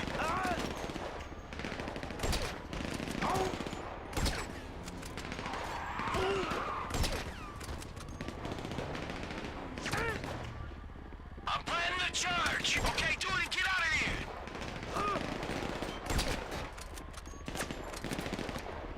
Oh, come on. Damn it.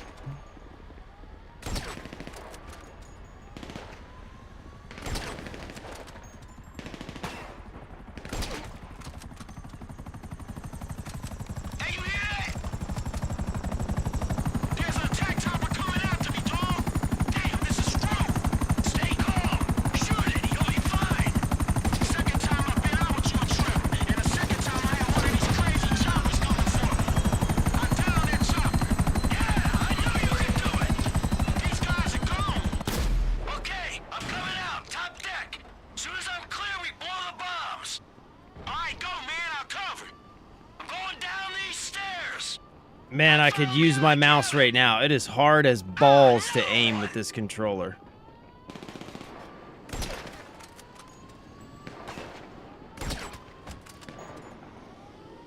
Just go. Ah, some more guards. I'll worry about the guys. You worry about getting out. Get guys on the main deck.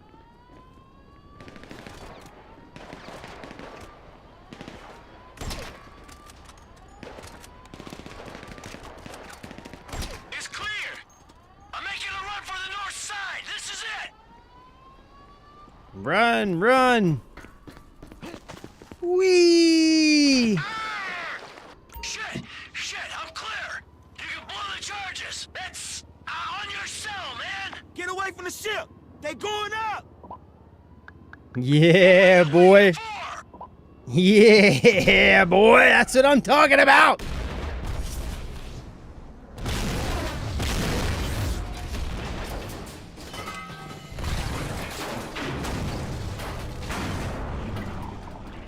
That's a heist right there. That is a heist.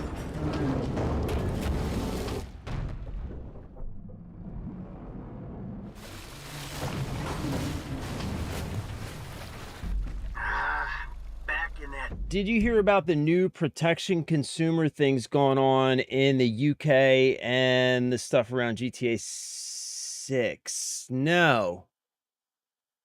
No. What's going on in the UK?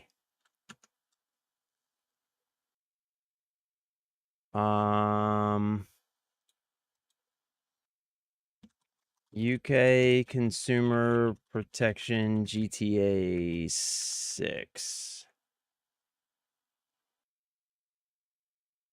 UK strict digital sales laws, age rating regulations, and the studio's labor controversies.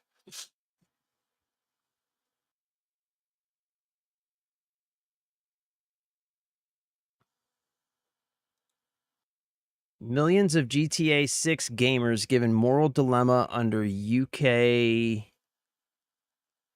This was the 3rd of July. Under UK law exemption. It appears that GTA 6 players under the age of 16 will be exempt from the upcoming social media ban introduced by the Labor. Wait.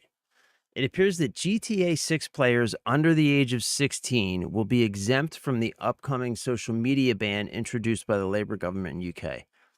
So that's the ban that they just put in place that says, like, in the UK, anybody under the age of 16 years old cannot use social media, right? Isn't that what that is?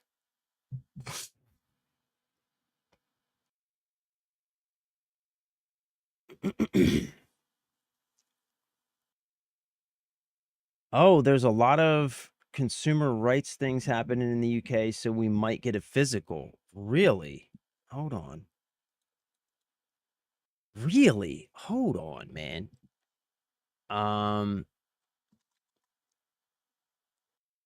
UK consumer protection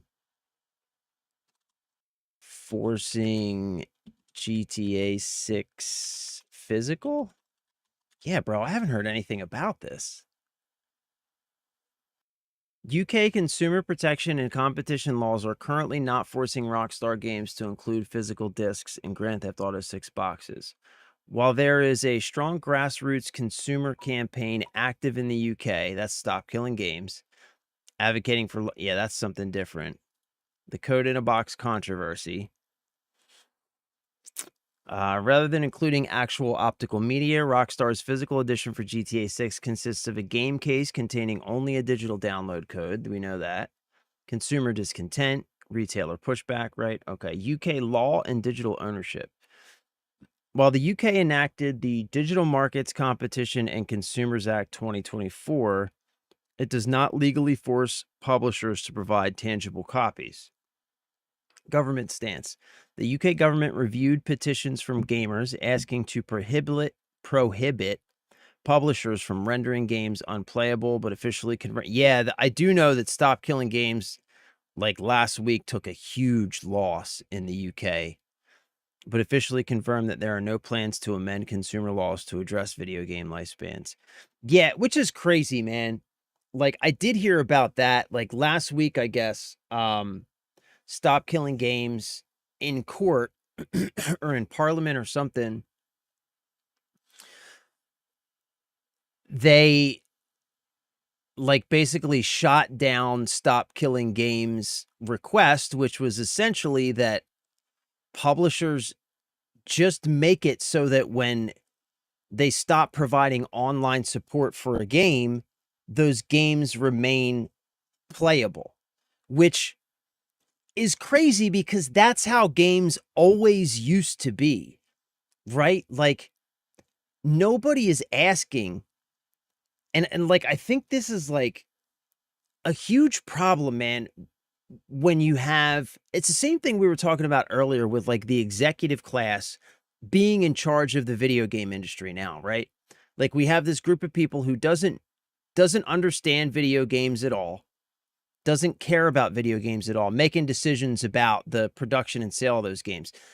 It's the same thing in government, where we have an entire class of people in government making laws about games who don't understand how video games work in even the most like rudimentary capacity, right? Because if they did, they would understand that like Stop Killing Games isn't asking that publishers keep like PvP servers online indefinitely. Nobody's asking for that. All that we're simply asking for, or all that they're simply asking for, not that I'm like, you know, a part of it. I mean, I support it, but I'm not, you know, like actually, you know what I'm saying?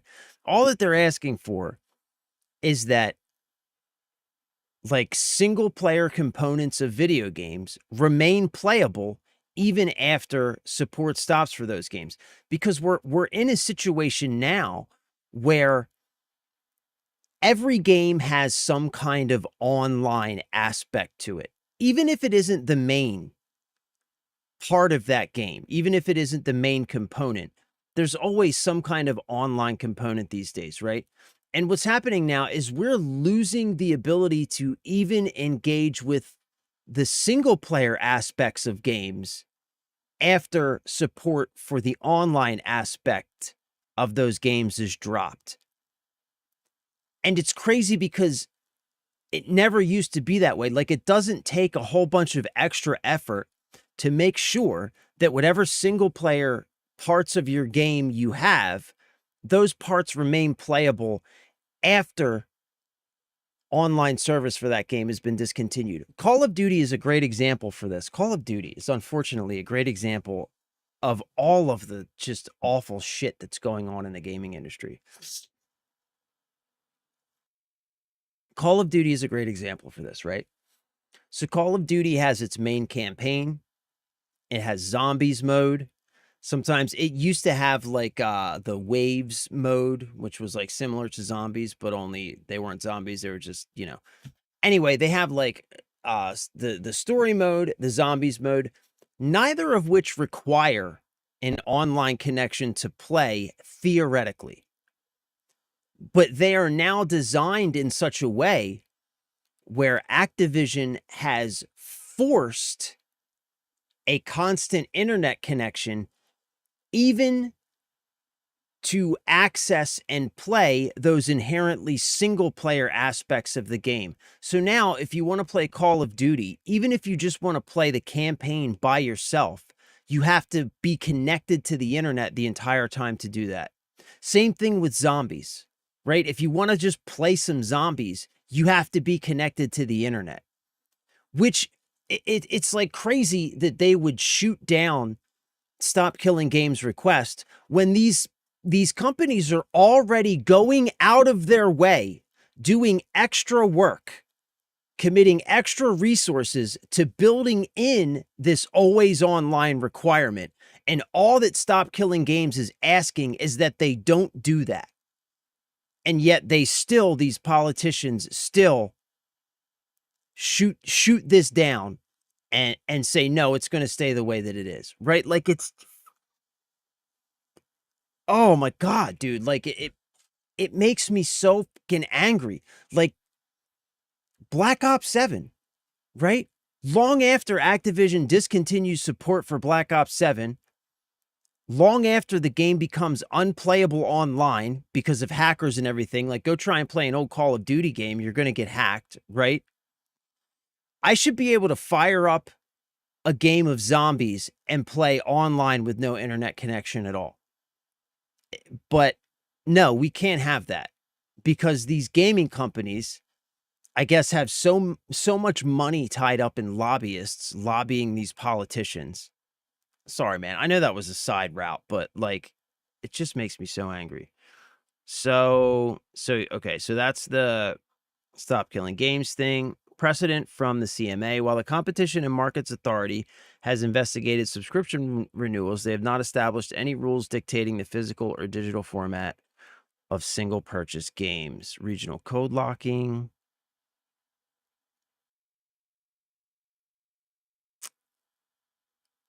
GTA 6 UK codes are country locked. I saw this. Retailers are refusing to sell GTA 6 physical. Yeah, bro, I'm not seeing anything. Hold on. Okay.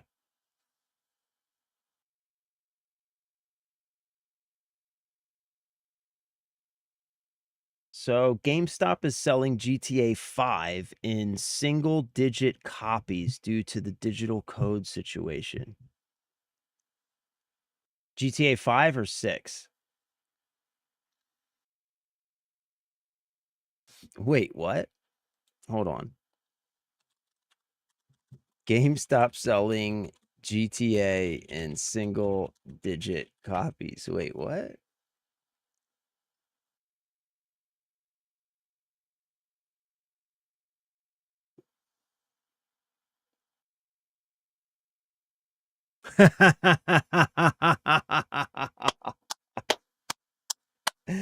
Yes.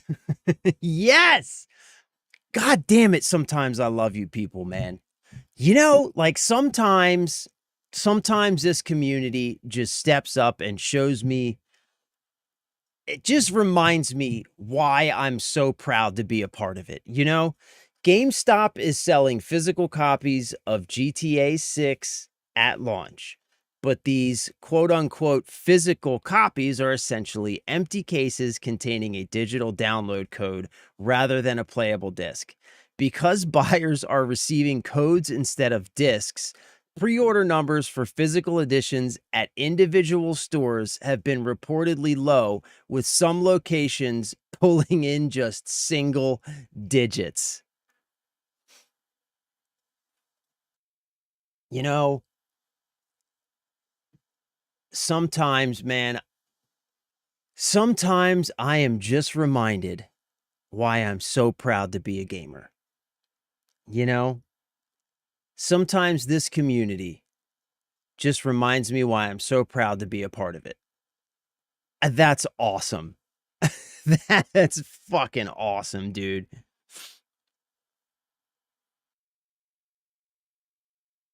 Oh, that's awesome. Disastrous GTA 6 pre-order numbers revealed by store staff. GTA 6 pre-orders opened last Thursday, and it is speculated millions, potentially tens of millions of people have already parted ways with $70 to $100 ahead of launch. That would be $80 to $100, but you know, who's counting, right? However, physical sales of the game are looking to be like a rounding error due to the lack of disc in the box of the game. As spotted by Polygon, GameStop staff have taken to Reddit to voice how badly the pre-order launch has been for them. This could have a detrimental impact on video game stores in the coming year or so. That's awesome, man. Depressing read for disc fans. One employee notes, because the game's physical copy only includes a code to download the game digitally and not a disc, plus no Ultimate Edition is available this way either, pre-orders for the game have been completely disastrous. There was an expectation at this employee's store that it would achieve at least 500 pre-orders on June 25th. That unnamed store received just 5. A single-digit figure. That is all. Fuck. Bravo. Bravo. Bravo, gamers. God damn, I love you guys.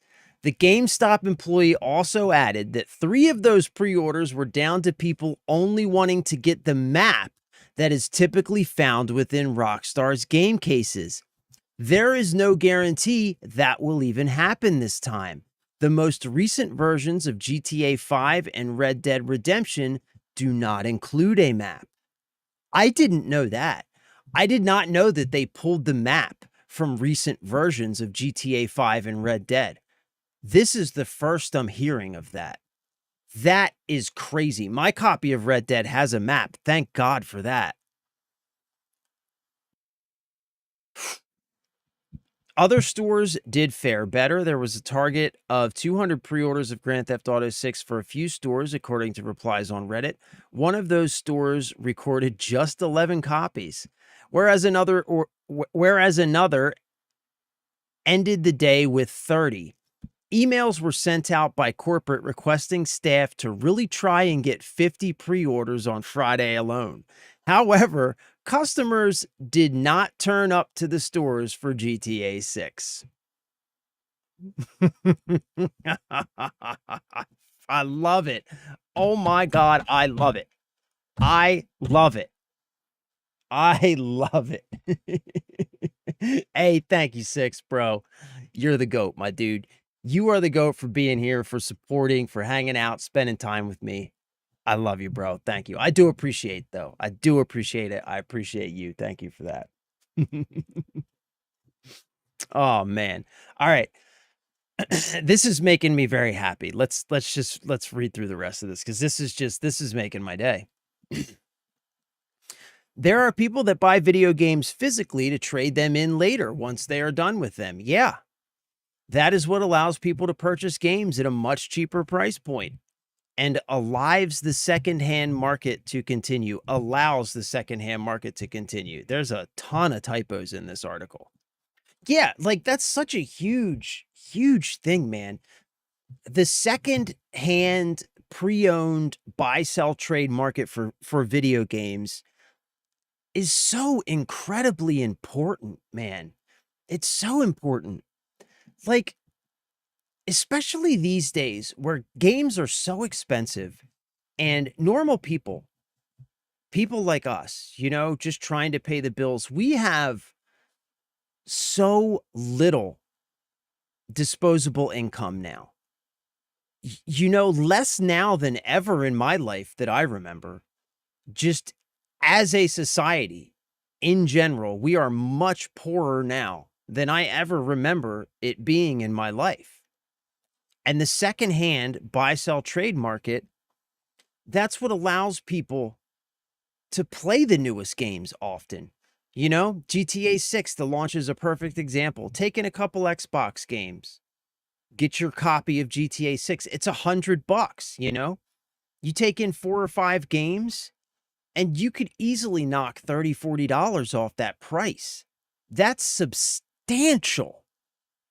And they're completely eliminating that. The problem with Grand Theft Auto 6 not getting a disc copy means the price will remain high. Yep. The barrier to entry continues to rise with the recent console price increases, and Rockstar will earn far more money. On top of that, stores like GameStop that rely on the used games market and in-store pre-orders may face more store closures and mass layoffs, as if they haven't faced enough already. Remember the GameStop stonks thing where the freaking gaming community came together to help save a short on GameStop and keep the company afloat? Like, they're not going to be able to endure what's happening right now. In related news, Xbox revealed they've taken record pre-orders with GTA 6, plus one reliable leaker claims a disc copy is coming as early as December, but reports say otherwise. Yeah, one reliable leaker. That isn't a reliable leaker.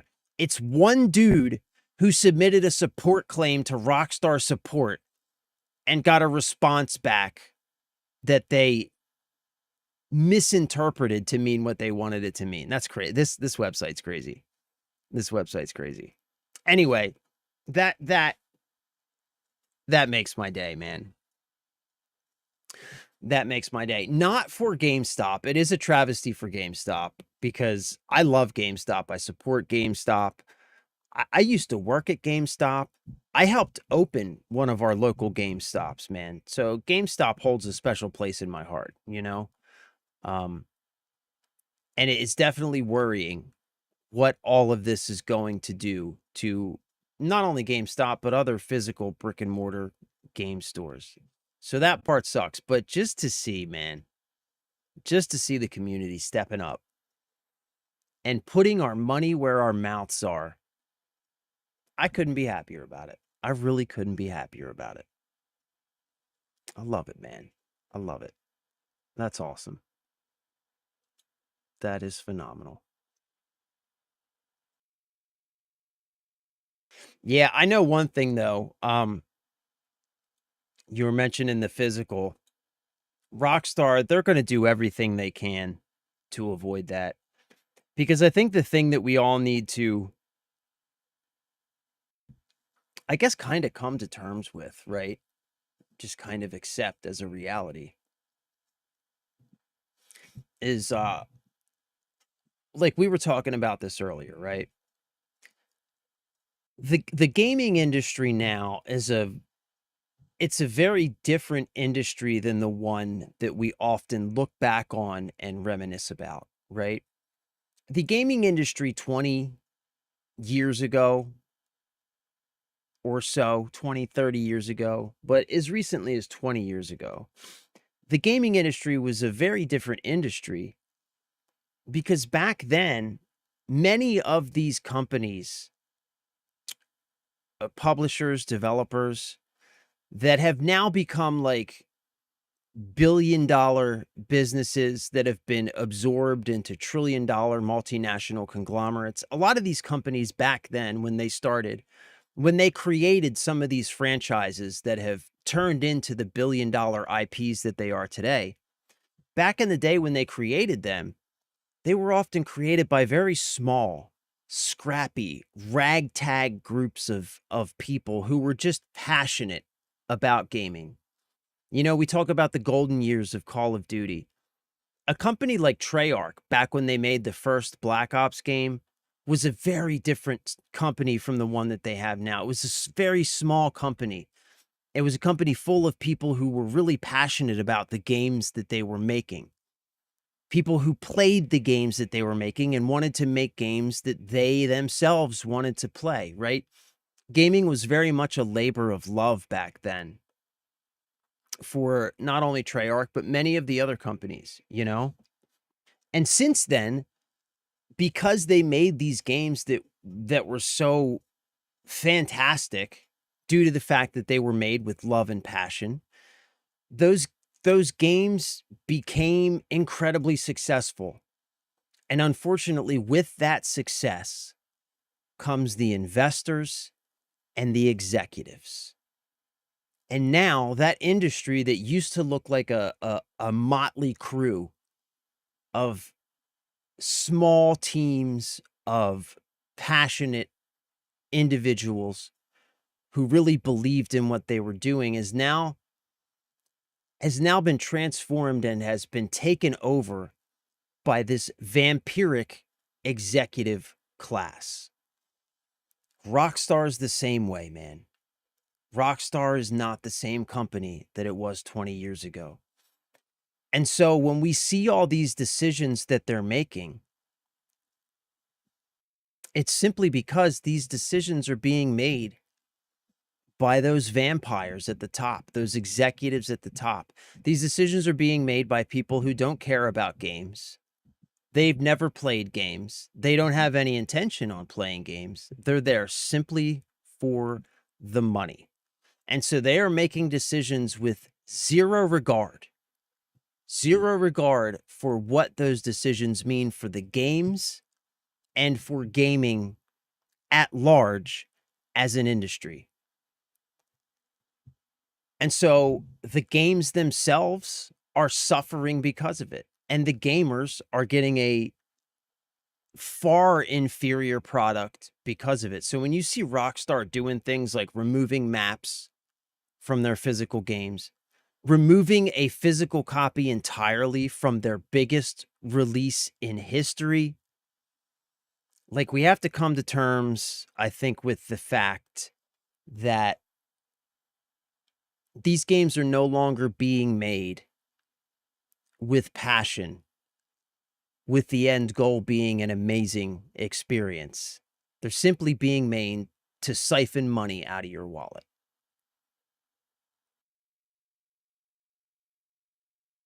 And so, regardless of how much backlash we see about the physical GTA 6, regardless of how many people complain about the fact that they're removing maps from existing copies of Red Dead and GTA 5, they just don't care. They just don't care. There's no amount of petitions, there's no number of signatures that they're going to care about. There just isn't. They're just going to keep doing what they're doing, making the decisions that they're making until we stop buying the games. And I think GTA 6 is going to be a big wake-up call. I really do. For a lot of people. I really, really do. I'm sure it's going to be a perfectly fine game. But I have a feeling that at the end of the day, when everything shakes out and the dust settles,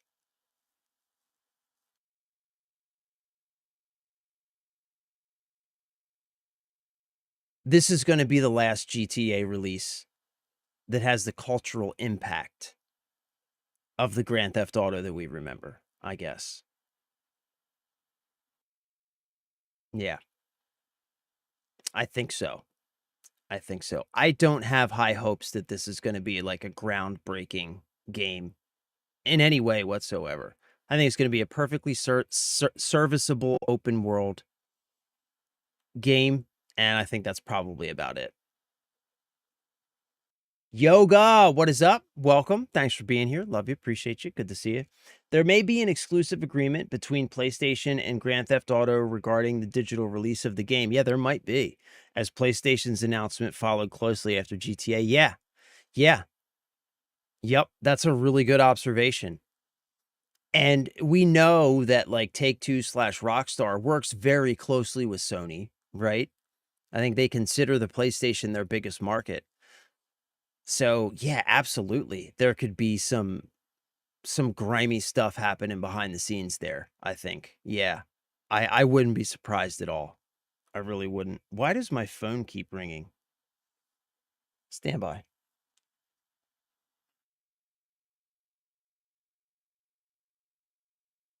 Okay, it's spam.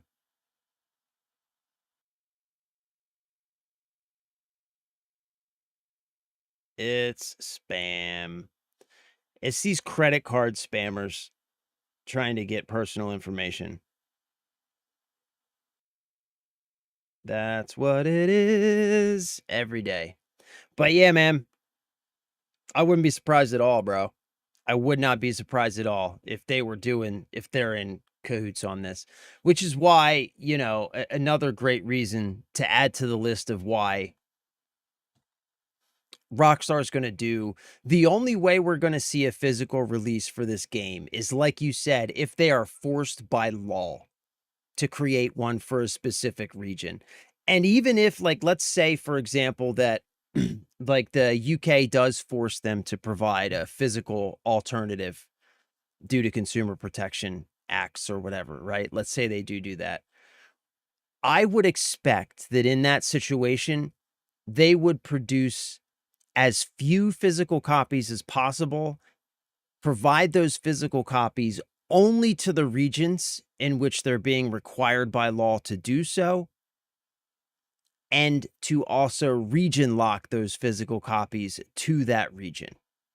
That's what I would expect. Because again, they're not making decisions based on how you and I feel about it as gamers. They aren't making decisions with the end goal of providing the product that we want. They aren't making the decisions with the motivation being that we get an exemplary experience out of it. That they don't care about that at all. They have gone far past that. They're making decisions based solely on the bottom line, numbers on a spreadsheet. That's the only thing that matters.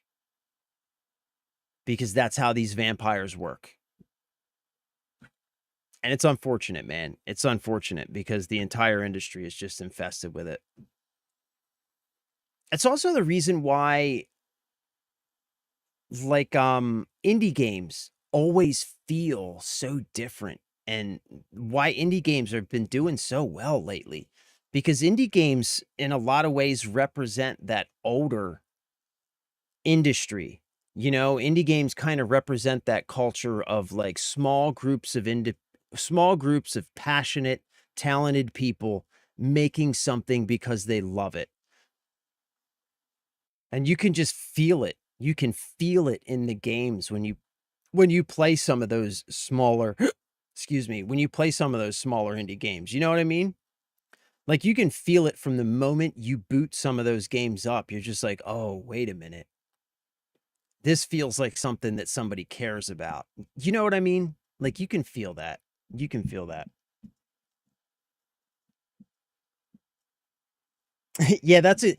Hello, we're trying to reach you about your car's extended warranty. Bro,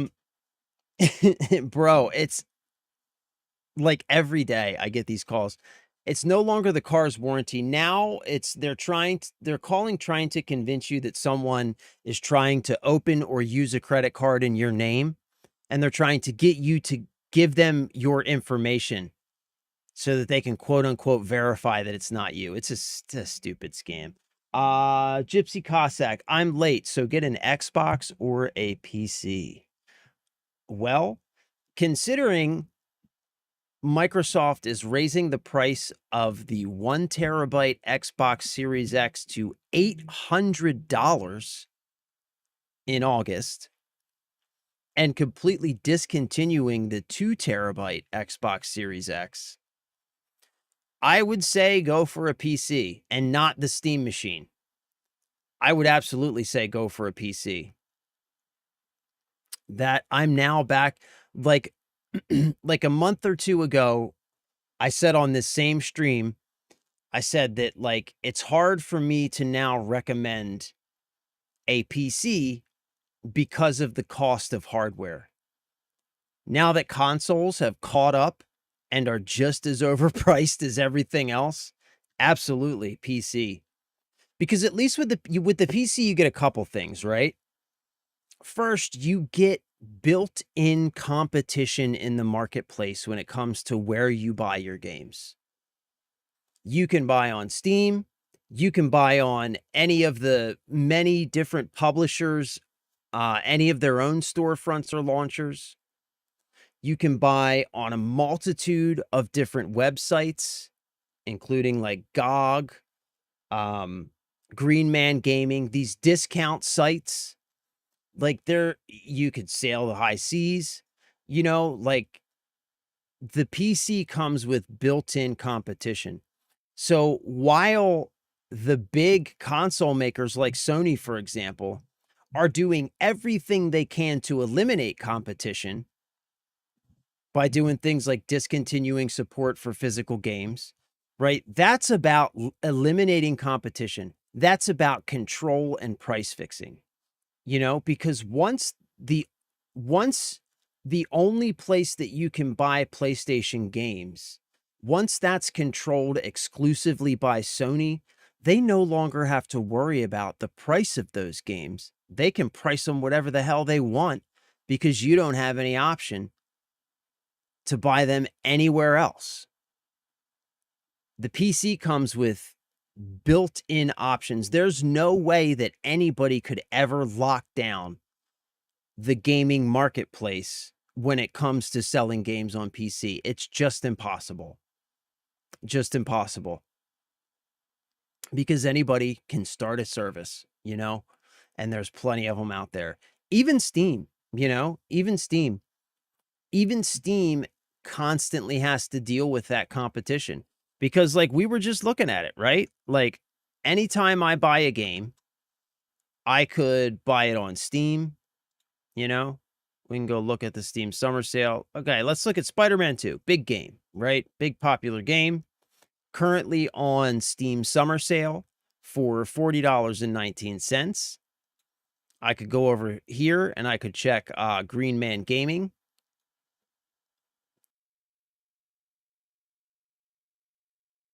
Spider-Man 2. Currently the same price on Green Man Gaming. Sometimes like games on Green Man will be cheaper. Sometimes they'll be cheaper on Steam, right? But you always have those options, and that's built into the PC ecosystem, into the PC marketplace.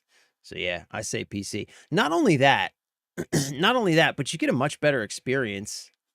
It just is what it is, right? Like, depending on the PC that you build, but like even a like lower end PC can be upgraded over time.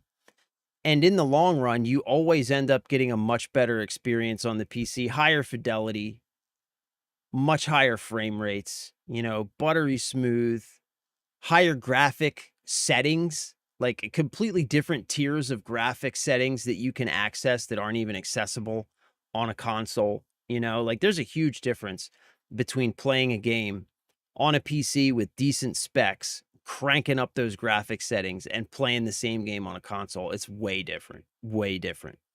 Trust me, I've got my Xbox Series X over there and my PC here. The PC's the way to go, man. Like, it's just such a big difference in the quality of the experience.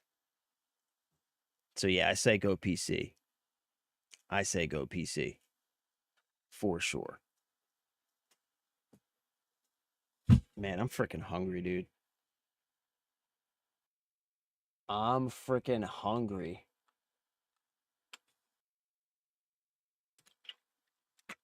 I've got some candy up there. Maybe I'll have a piece of candy.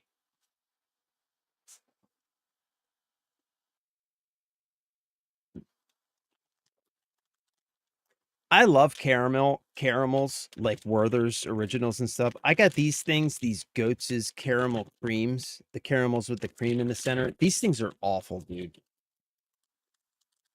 They're awful. They've like normally like caramel, a bag of caramel candies lasts me about 30 seconds. I've had these for like a couple of months now because they're so bad I don't even want to eat them. I'm just eating one now because I'm so damn hungry I can't help myself. I have to eat something.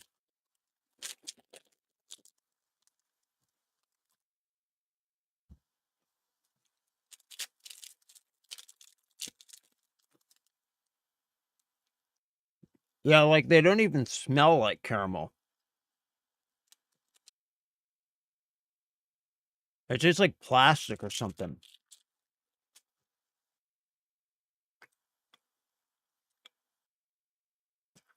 All right, we're in the middle of a heist. Let's go. Stinking water.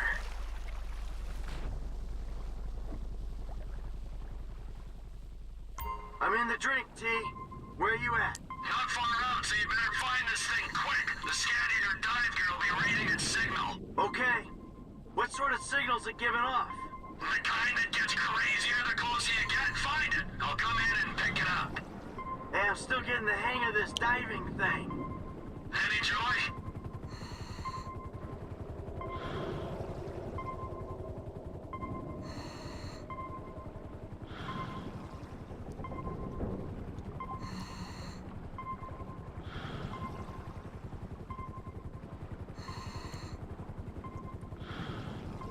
There's a light. That must be it. Is it it, or isn't it?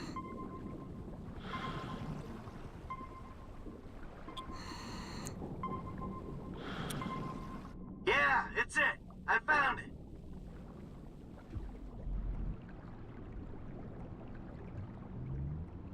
What's up, T? Okay, incoming. Hey, what is this thing? It looks kind of sinister. If we knew what it was, it wouldn't be top secret or very valuable, would it? It ain't doing anything to the water, is it? I'm swimming around in this. Well, it could give you powers, turn you into infinite rage. Man, this submarine is like kind of weird to Take a drive. shower after, you'll be And I fine. can't see jack shit. How did I let myself get talked into this?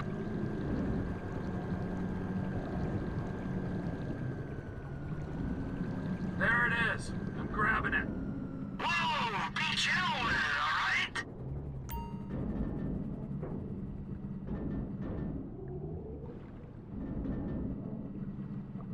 Hey, watch it. I'm right here.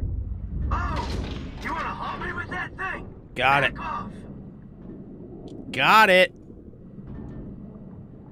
So, am I done down here? Yeah, you're done. Team's meeting. All right, where are we taking this bad boy? At Pier 400 for a debrief. Beers are on me. I'll stay for one. That's what you always say. Yeah, well, I mean it now. Floyd, come in. I got the package. You at the dock? Sir, yeah, I'm here. I heard gunshots and explosions. Keep it together. I'll be there soon. Michael is like such an old man. He's like the grandpa of the group.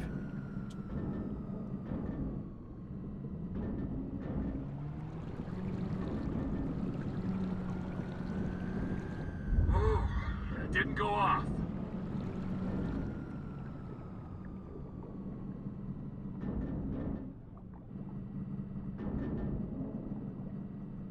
There we go. Let's get off the bottom a little bit.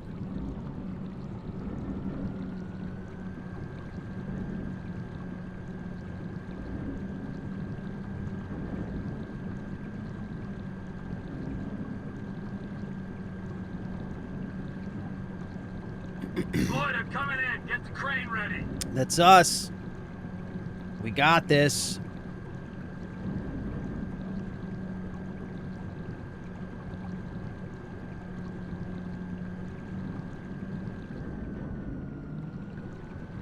Pull me up. Yeah, boy.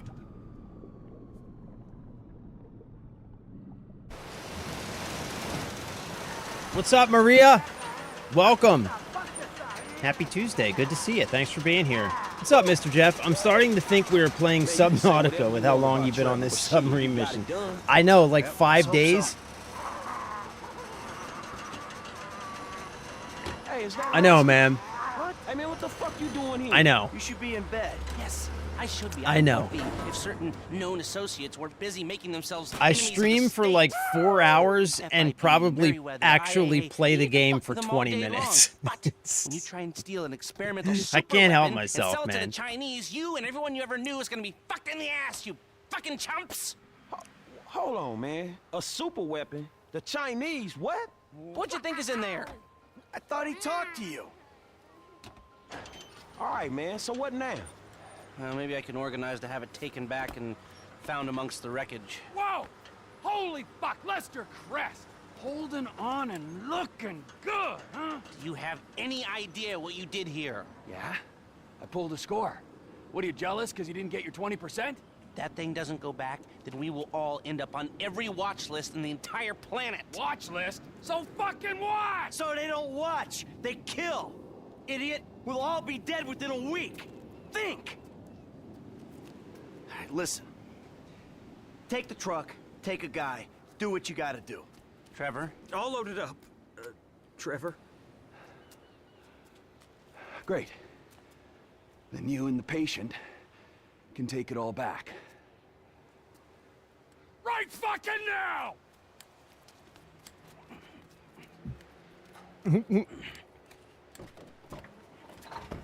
Straight So you cheeks, mean to tell me son. This shit was all for nothing? All Man, for it's the nothing, hood all bro. over again. Fuck. Come on, Franklin. You owe me, Michael. I am owed.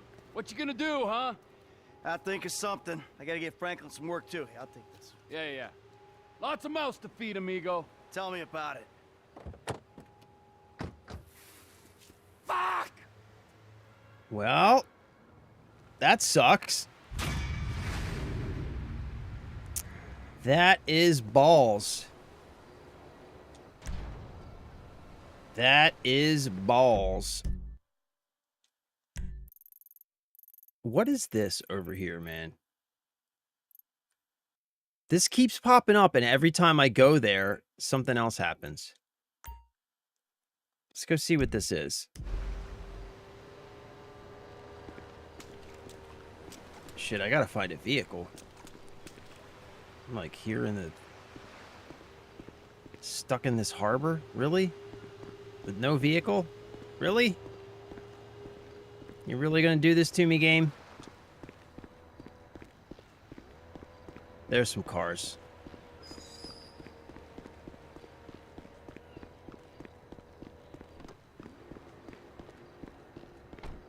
Oh, is that a security guard? Hey, buddy. Hey, fella. Hey, buddy. What you doing? Huh? What you doing? I don't hurt. Okay, what do we want? We got a Toyota Prius.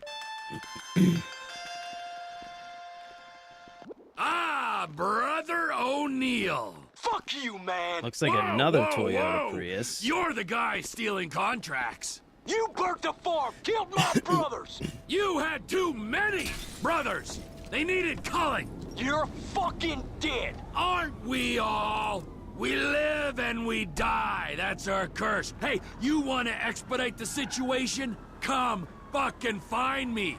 Vespucci Beach, Los Santos, you inbred hillbilly fuck. I'll be there, man! I don't know when, but I'll be there! Uh-oh. I hear a bad moon rising. I hear trouble on the run. Don't come around at night, 'cause it's bound to take your life. There's a bad moon on the rise. Whoa.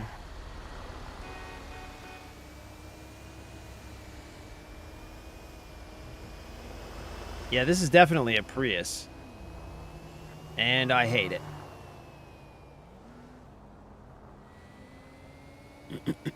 Let's get something different.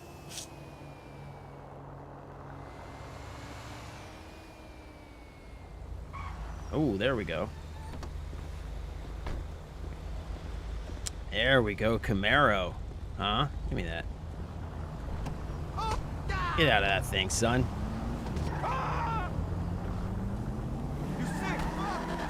Good Lord above.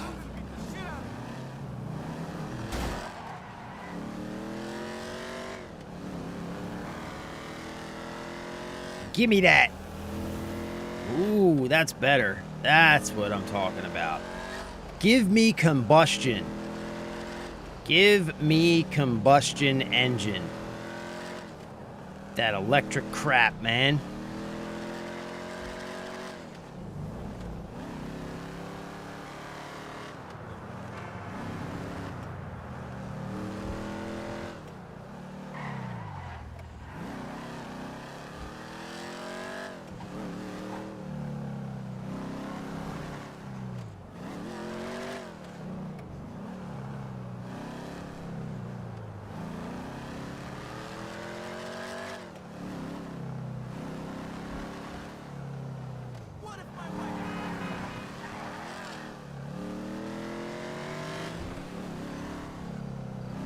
Hey, bro. What are you doing?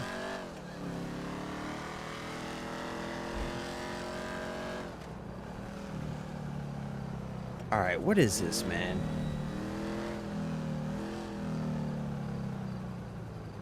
What the every time. What is that? It keeps popping up. And every time I come to it,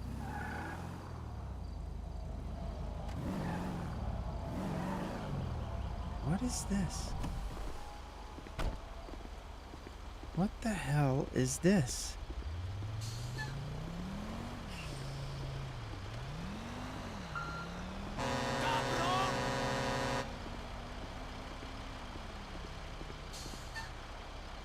Is it this dump truck? Did you just hit my car, bro? It's those guys. Who are those guys and what are they doing? Okay, hold on.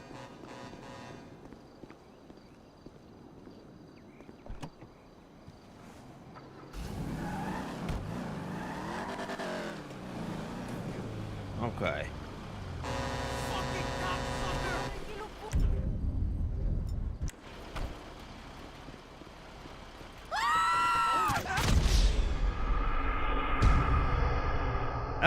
Was I supposed to steal the garbage truck? Shit. I didn't know that. Why am I stealing a garbage truck? That was totally random, bro. What the fuck? Why was I supposed to steal that garbage truck? Yeah, bro. Lester's airing it out, my son. Airing it out.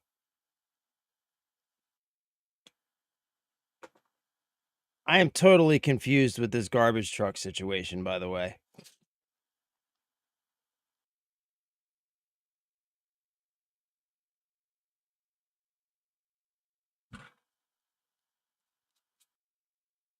Don't come around at night, 'cause it's bound to take your life.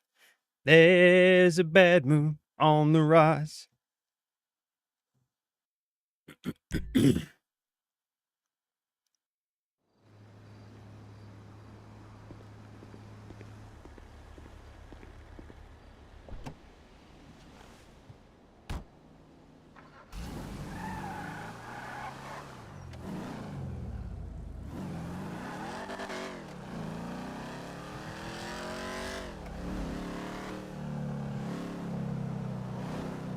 Ooh, I have an idea. I have an idea. All right, that's us.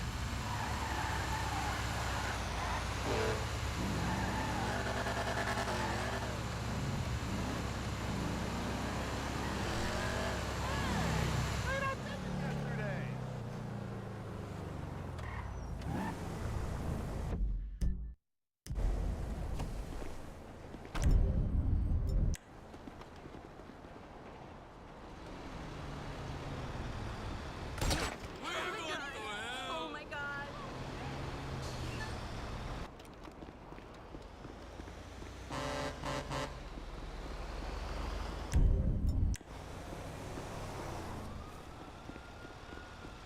All right, we got the garbage truck.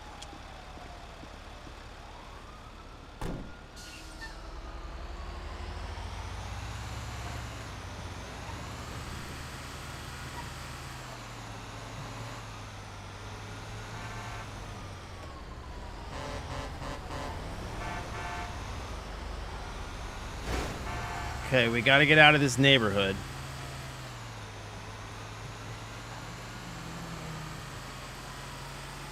I think I see our way out. We're going to bang a right up here.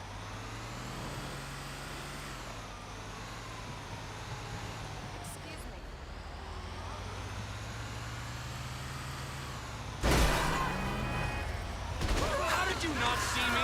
Whoops. Oh, shit. All right, we might be a little bit screwed. A little bit. Oh, we did it. We made it. Ah, look at that. We got the garbage truck. I have no idea what we need it for, but we got it.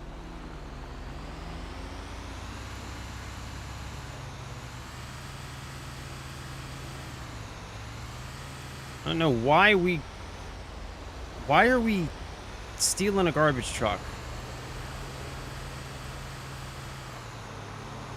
What is happening? Del Perro Fury. Del Perro Fury.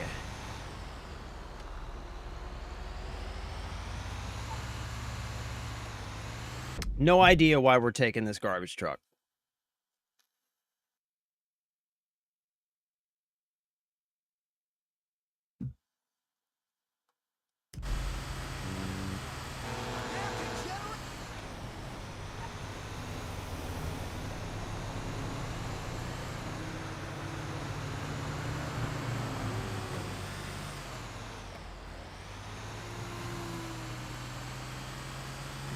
There's a bad moon on the rise.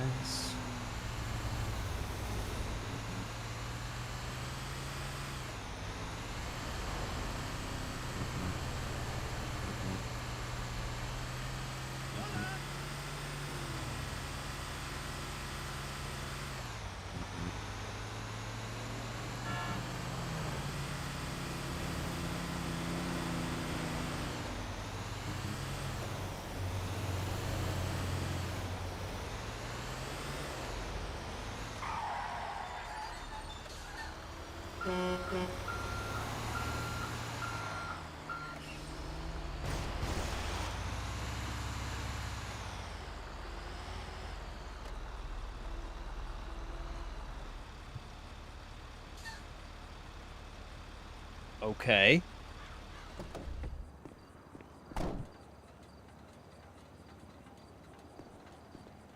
Okay. I guess that's that. What is going on here? Why did we need that garbage truck? Why on earth did we need that garbage truck?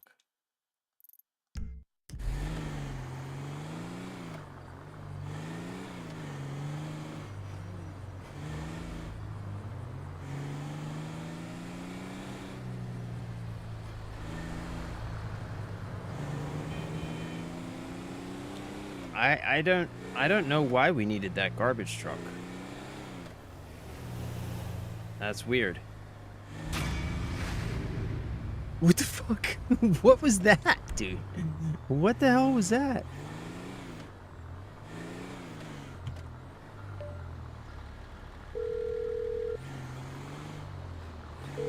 Sanitation truck's there now, so don't you bother. Okay, that's everything.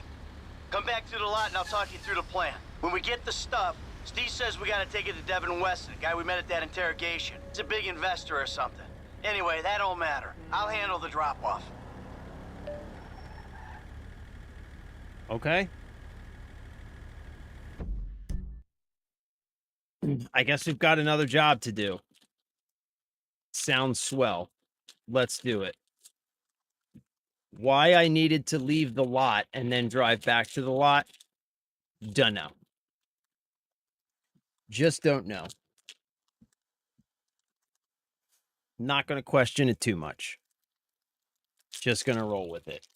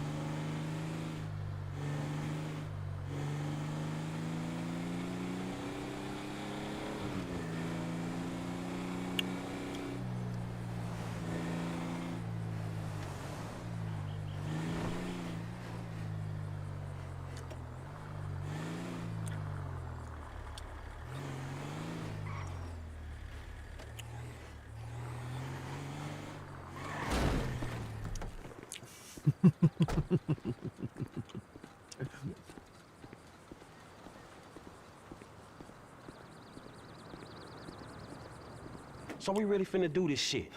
We finna risk our lives to rob some motherfucking government killers again? Yep. Hey. All right. So, listen up. Here's the plan. All right, Trevor. Yeah? I want you in this position up here. Okay, you're on lookout. Give me a heads up when the armored car comes by. Okay, yeah. I'm gonna be right here, in the garbage truck blocking the roadway. Franklin, you're in the alley, in a tow truck. Hope is they pull right up in front of you. When they do, you come at them hard. Bam. Shit, here's hoping. Yeah, after the hit, we blast open the doors, grab up all the cash, bonds, whatever it is. I take it to Haynes' guy. It's all a little hopeful, homie. As long as I am not on the ground when the shit goes down. Okay? When the shit goes down, we'll handle it. You stay up here, on your post, eyes peeled. Yeah. Okay? We'll take the risk. Sound cool? Shit, you the professional, dog. And at least we're not wearing clown outfits. There's a plus. Right. The masks. What? Let's see what we got here. Huh? Real professional.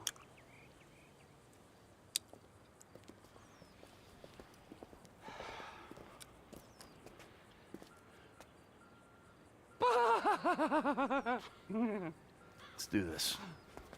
Looking good, boys. Looking good.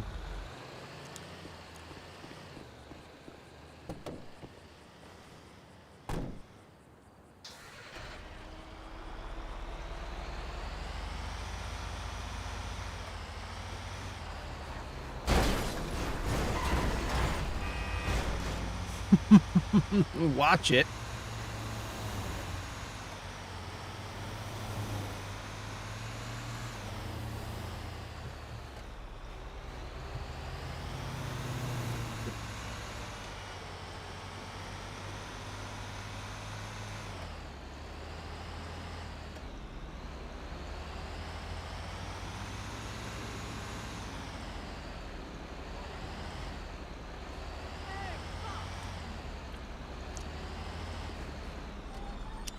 All right, T, I'm in position. What's the ETA?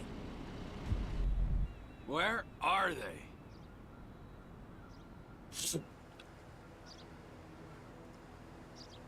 I got a visual on the target. Should be with you any moment. All right, Mike, move it! Get the truck in position. Block both lanes of traffic.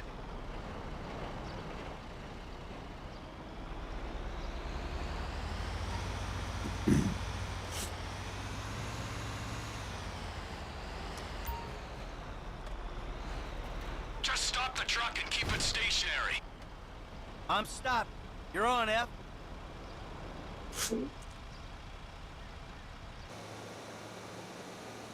Sanitation aren't meant to be here today. Hey, man, I got these motherfuckers. Yeah, T, let's go. Yeah, boy. Woo! Boom! Come on, spit the sticky bomb. Okay, okay. Woo! F,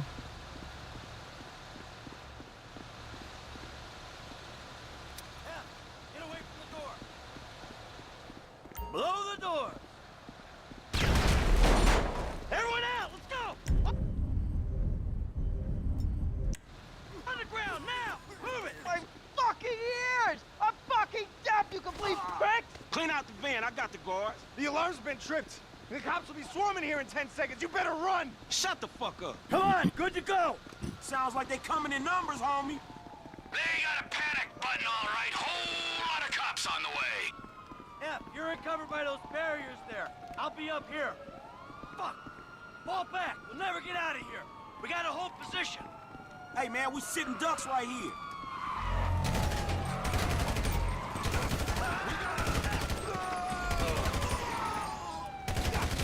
Hey, they coming from behind us, down the alleyway.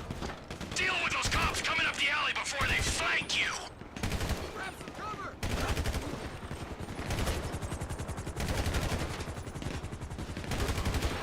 F, I got your back. Just let me know. I'm up here watching over you boys. Well, one of you more than the other.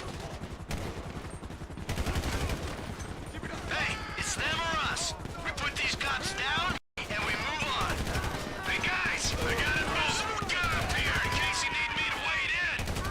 F, I'm here to help. Hey, me too. Right up here. Fuck you, dog. More cops coming from the front now. Get your ass down. Front side.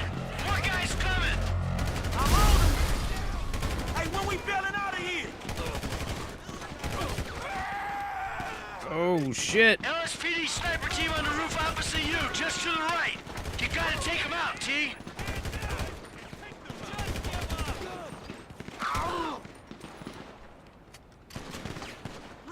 They up on that building, man, right there.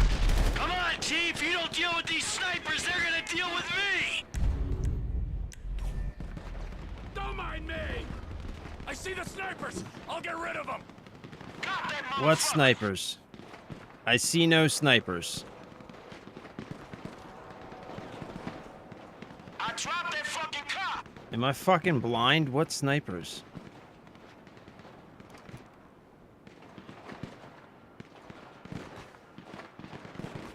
All we gotta do is ride this out. Roof, opposite you, T. Snipers, deal with them. Up there, man, on the roof. Where? Should've let us go. There's no fucking snipers, dog. Weather the storm, hold tight. There are no fucking snipers. Hold them back. Like, what the fuck? There's no fucking snipers, bro. Charlie's here. This one's out of it. They're bringing in the sniper team, T. Take them out, man. They up on that building, man, right there. There's no fucking snipers, bro. Hold them down, catch them on the back foot.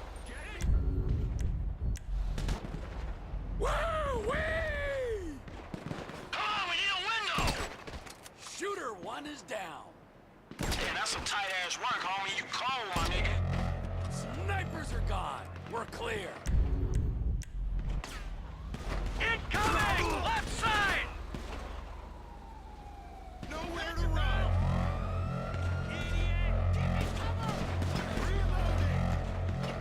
Clear! Clear! You're dead! Cover! Officer down! Bitches all over the place.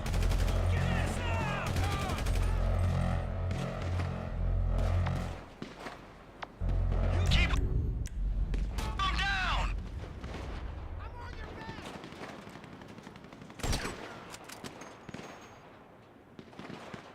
Yeah, man, fuck you!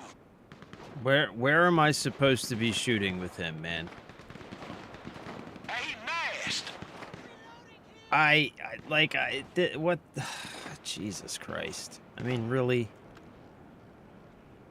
Just hold on!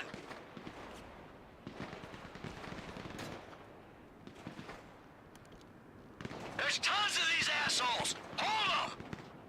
This is fucking dumb as hell, dude. This is so stupid. And it keeps putting me back here. Hey, when these motherfuckers gonna thin out? Hey, they got gunmen in that chopper! I'll get rid of them quick!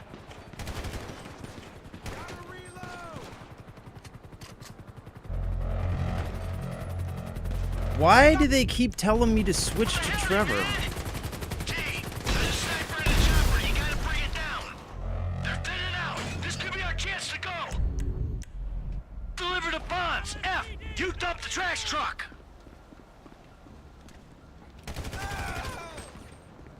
If the government don't need me no more. Hey, man, shit, you look after yourself, dog, all right? What's up, babe? I'm ready to move stuff. How's your chat going? It's fine.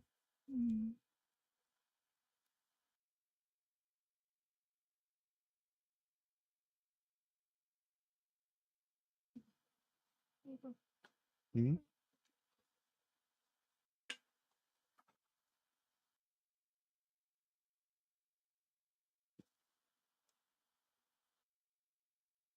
Nothing. What's up? You can just take them inside if you want.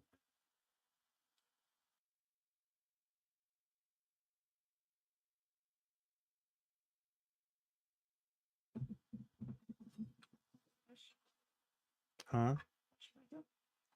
I've been taking lots of Benadryl and cream. Yeah, it's still pretty bad.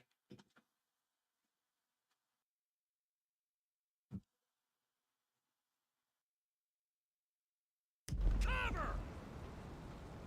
LSPD! Freeze!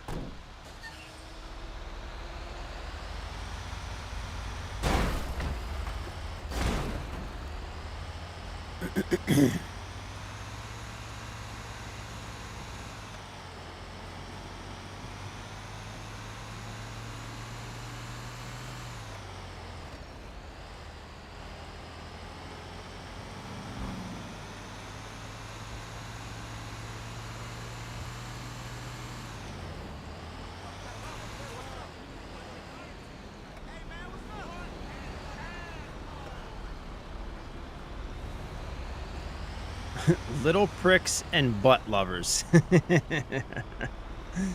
What?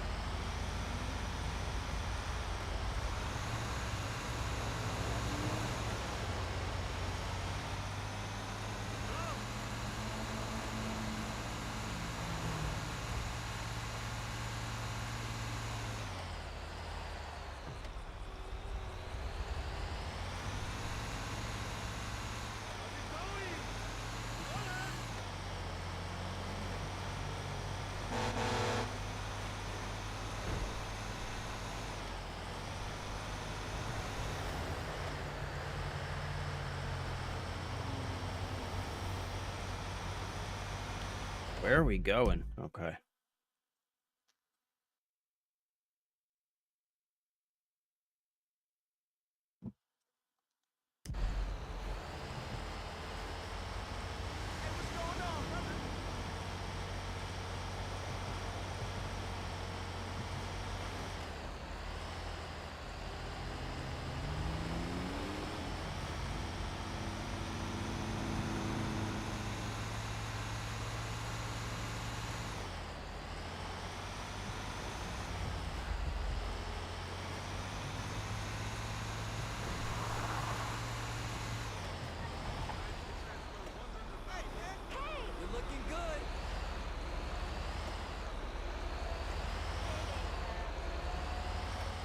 Oh, this is that car I stashed. I remember.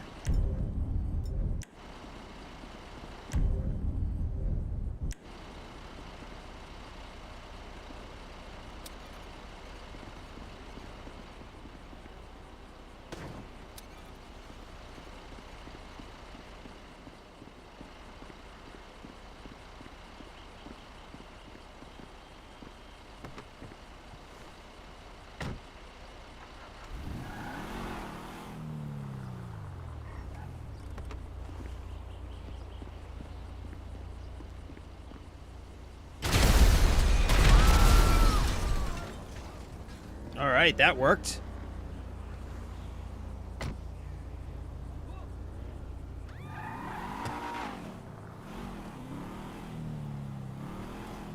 Ooh, this is a nice car. I forgot all about this.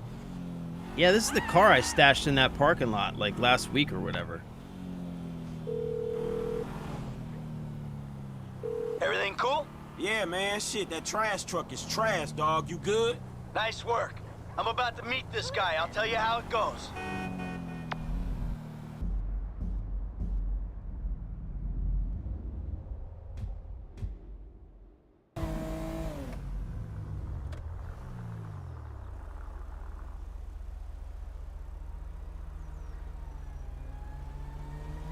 Gerson, thank you for the follow, bro. Appreciate you.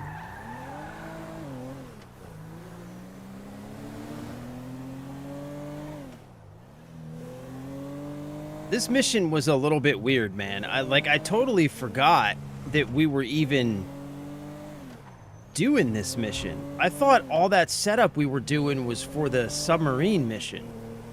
I guess it was for this one. I'm so confused about what's going on in this game. Gotta be honest. Very confused. Got a package for Devin Weston. Package from Mr. Weston? Come on. Lextronical, yes I did. Actually, I've got an Xbox, so I don't even have PS Plus. I'm but telling you, you know. I don't give a I never had flying it to begin with. There you go, there you go. Boom, so long, motherfucker. Did you cancel your PS Plus? Devin Also, Weston. welcome. I remember you. Welcome. The weekend interrogator. Thanks for being here. I love you. I appreciate you. Hey, hold on. We're not done here yet. I got a job for you, bro. 5 top quality scores. Big ticket cars. Major payday, bro. Sounds great. I got just the guy for you. I'll put you in touch. No. I don't want just some dude. I want you. I want your crew. I want pros on this. Yeah, I don't give a fuck what you want, pencil neck. I'll let them know you're interested.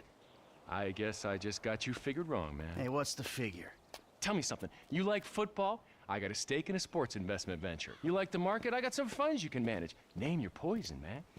I just like sitting around watching old movies. Oh, there we go. How about I hook you up with Solomon Richards? Bullshit. Solomon Richards, the movie producer? Yeah, he's retiring, man, and I'm doing a finance deal for his studio. Michael's like, I will make the connect I just liked as him soon in the as beginning you- of the game, but I don't know. He's kind of like turned into a, like a bit of a tool. You know that? Solomon Richards. He's kind of turned into a bit of a tool.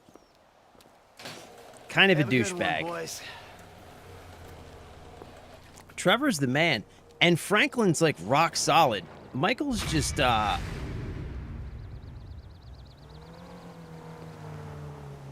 Michael's like always just kind of like bitching about stuff. You know what I mean? It feels like he's always just complaining about stuff. All right, Solomon. What's this? Devin. Let's go see Solomon first.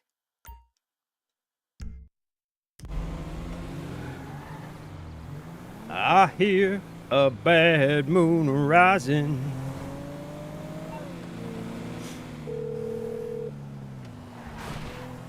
Hey, what up, Michael? Hey, man. Listen, I got an interesting opportunity for you. An acquaintance of Dave's. An FIB contact? Are you joking? Relax. The guy's private sector. Very wealthy. Could be lucrative. Why don't you meet him and see what you think? All right, yeah, I'll think about it. All right. Me and Trevor will be there, too. I promise you. It's a step up for you. A real opportunity. A real opportunity.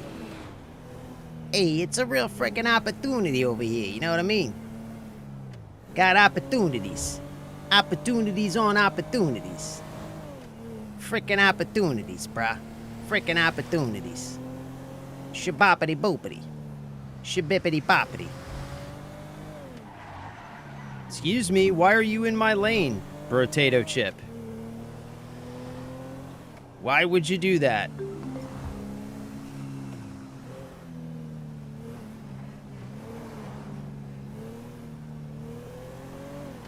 Damn, Molly, relax.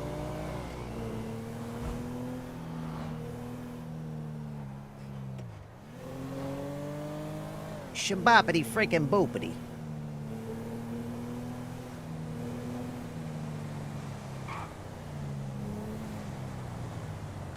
Ooh, I like that car.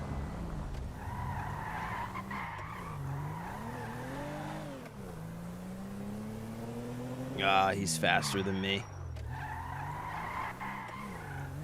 What's this one, though?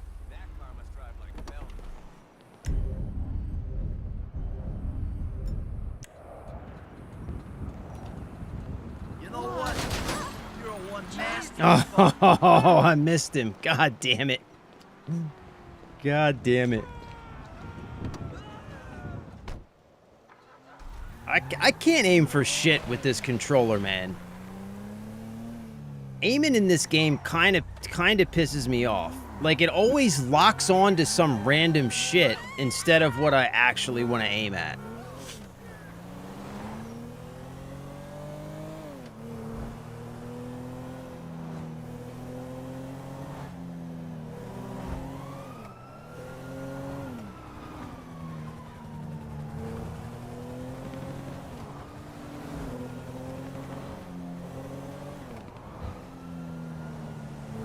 No, come on, man! I just got that bike! That asshole took off my bike!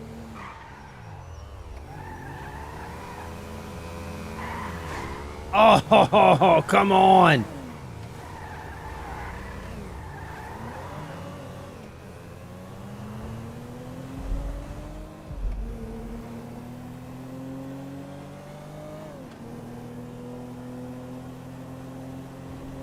Oh, come on, you fucker.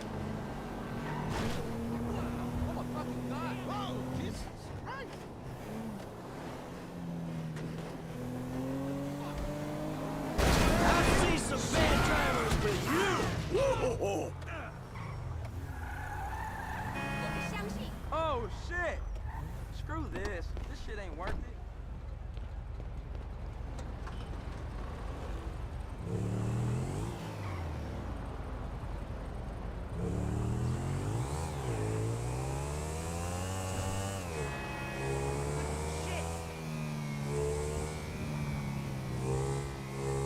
Doing my good Samaritan deed for the day.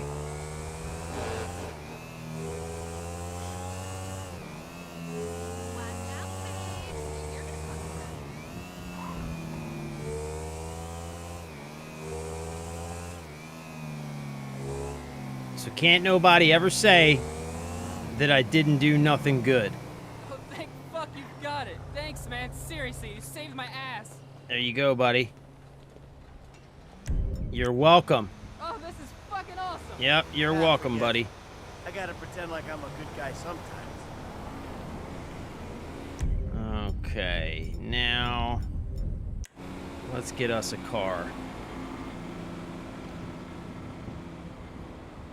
What exactly is wrong with you? Damn. Come on, asshole! What the fuck? Fuck me. Alright, just give me this one, dude. Alright, let's go! Damn, sorry.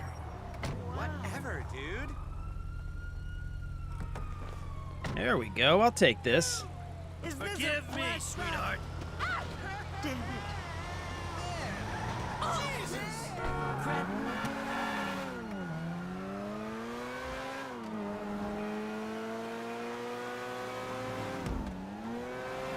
Ooh, that's what I'm talking about. That's what we needed.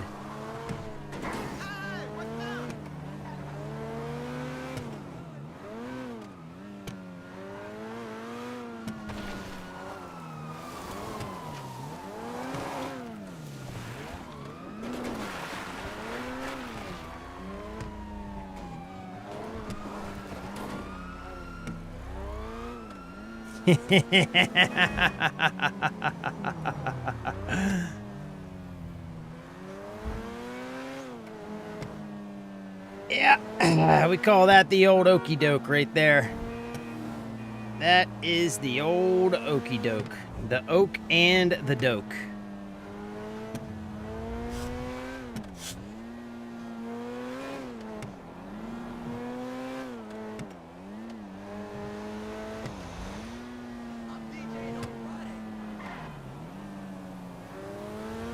Damn, this is a fucking baller-ass car.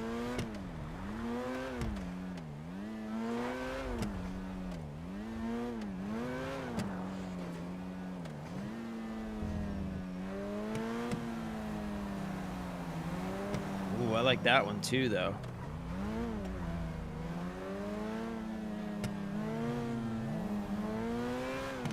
Shit!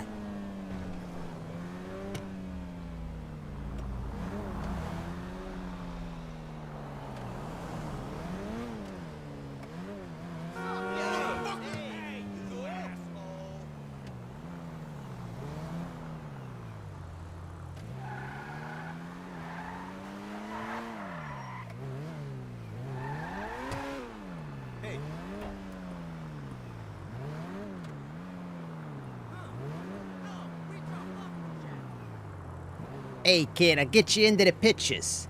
Get you into the pictures, kid. Get you into the pictures.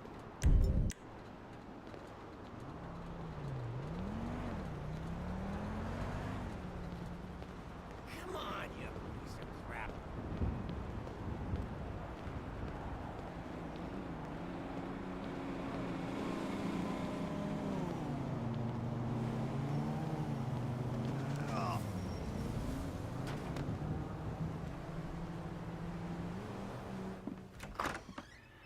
Hello. Come in, come in. Thanks. You must be Michael. Yeah. You know, I used to have 3 secretaries. Now I have to make my own coffee and give myself a happy ending. See, the ships are coming in, but the walls will hold us. Nelson in Naples. Pluto? I said Mars, you cocksucker! Shoulder of Orion. 2. Devin Weston said you were a fan. Huge fan. Tell me, Michael, Devin Weston, does he want you to bump me off? No, not at all. He said you were retiring but might need some help on a movie. Only assholes retire, Michael. Him and my son, they want to put me out to pasture so they can turn Only this assholes place into retire. condos or a theme park or something. But this place is a dream factory. Well, maybe they have different dreams. Some days, I don't blame them. You know, they always say, never work with children or animals. Well, I want to add to that list. Never work with directors or actors. This picture is gonna kill me. All right. So what's it about? It's perfect. Set in Liberty City. Meltdown. It's all being shot on green screen right out back there. We take a look at the financial crisis, and then we boil it all down into a really simplistic battle between two yuppies, with lots of training montages. So what's the problem? Milton McElroy. I cast him in the second lead because he's cheap. Zero talent, incidentally. Well, he's got this new agent, Rocco Pelosi. He's been hassling us about renegotiating the deal. So now, he's holding up shooting until he gets paid. That sounds problematic. It would be if the director wanted to shoot. Anton Baudelaire. Ever heard of him? That doesn't surprise me. Now he's having a mental breakdown, pissing all over himself who knows where. All right. Looks like you got yourself that new assistant. But no happy endings. I love you already. Ah, we're in the pitches. We're in the pitches. Ooh, what do we got? We got a Corvette.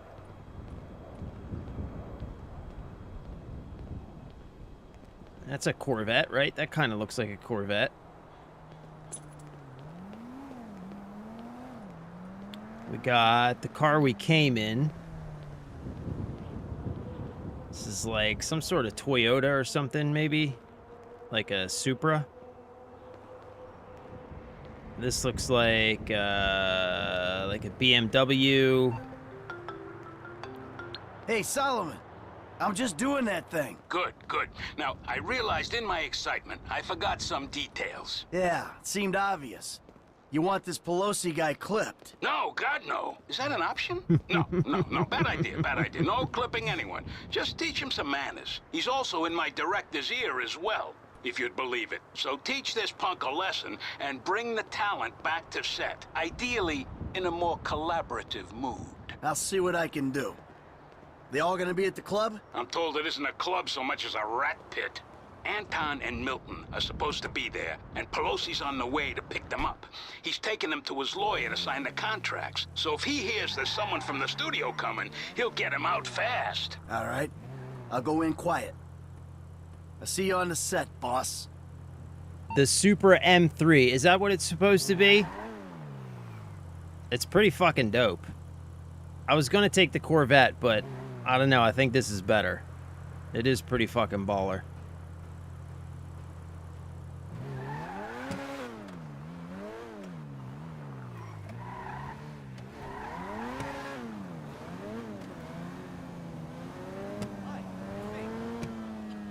Now, if I can avoid just turning it into scrap metal, we'll be in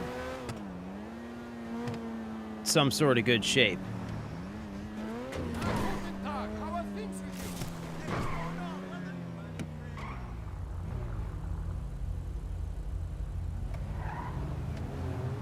It's so nice, I don't want to hit anything with it. It's probably a problem for this game, huh?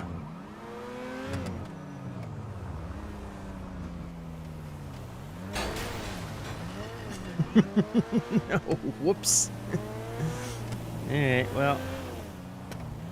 Guess they say the first scratch is always the worst. Yeah, this thing's fast as fuck, dude. Jesus.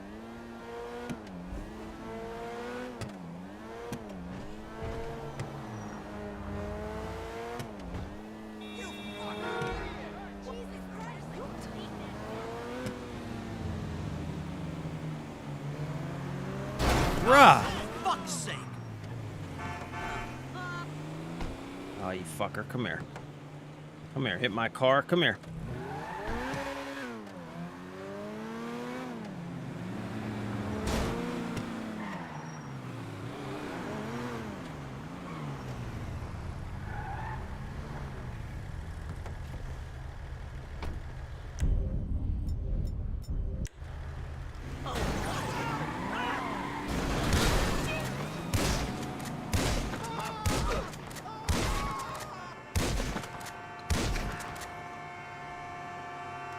Don't hit the fucking car!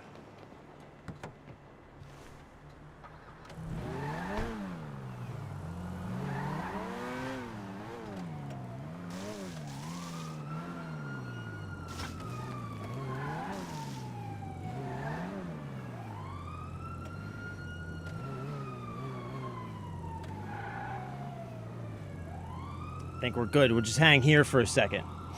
Reminds me of the BMW M3. Yeah, I thought the other one looked a lot like a BMW. A couple days ago, I looped the map a couple times in a cab. No hurry, no skip, just appreciating and remembering. I fucking feel that, bro. I feel that, man. That's what it's all about, dude. That's what it's all about, brother. We were talking... I hope they don't see me, because if they do, I'm fucked. Ah, they saw me. Damn it.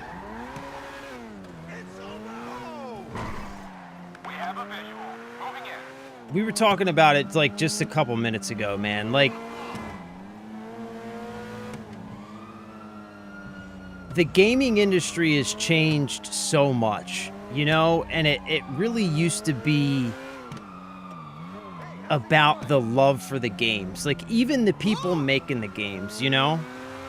Like, back in, like, not even that long ago, it's like, games feel like they were made for people who love them, by people who love them, and it doesn't feel like that anymore. You know what I mean? It just doesn't feel like that anymore. It feels like now games are made as a commodity, you know, with no love and care in them. But, like, you go back and you play these old games, man, and you... Why is every time I turn around, it tells me to go a different direction? You play these old games and you just... I don't know, man. You just feel it, you know? It gets in your bones. It's like revisiting an old neighborhood or something.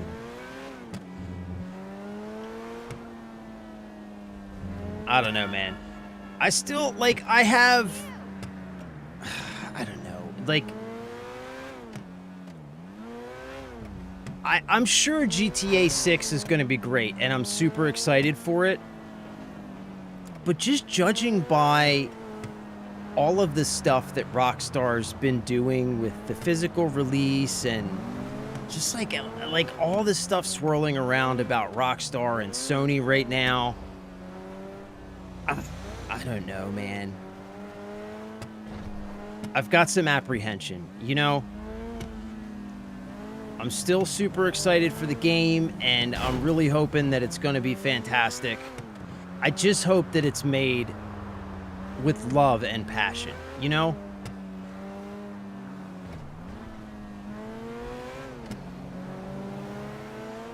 I mean, 14 years in development, it damn well better be.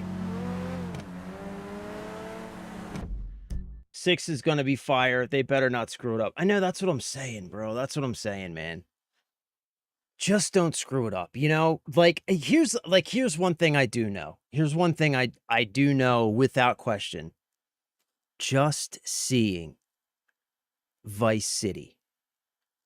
Like, in that, you know, like, if you go to the GTA 6 website and, like, when they first released that big drone shot of the map, you know, it's like a really quick 10-second animation, and you scroll the website and you kind of, like, go through that little animation. Man, seeing that city, Vice City, it looks the way that I thought it looked back in, like, shit, when did the first Vice City come out, right? It was GTA 3, and then it was Vice City, right? I think it was GTA 3, Vice City, and then GTA 4, right?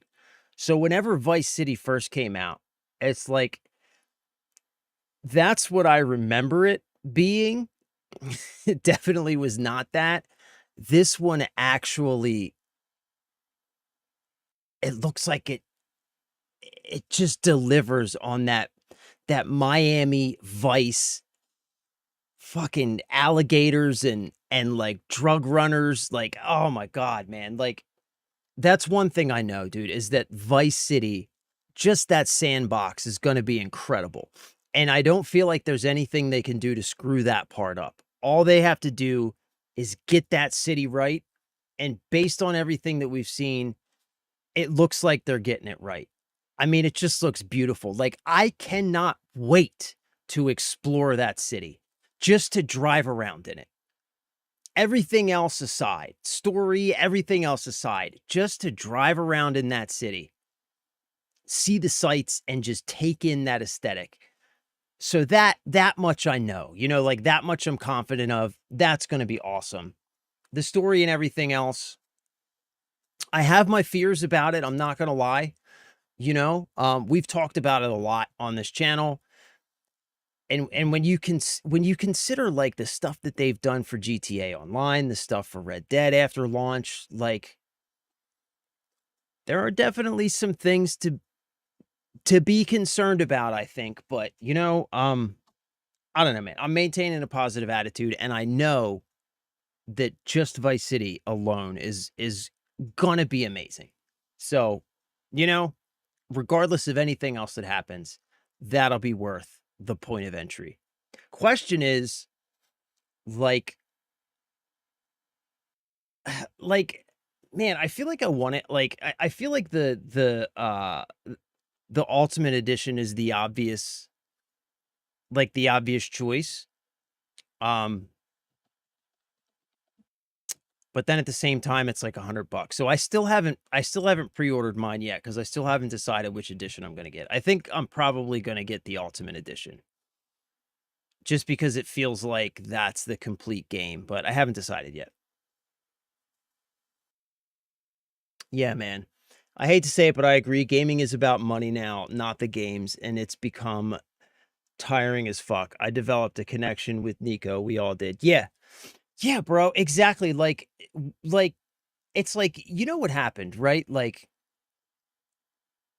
gaming, like when you look at like all of these like billion-dollar IPs that we have now, you know, whether it be Call of Duty, Grand Theft Auto, whatever, right? Pick your poison, right? These really big IPs, these pillars of the community, you know, Halo is another great example. Like these really, really big brands, these really big IPs that like kind of represent different sort of genres of gaming.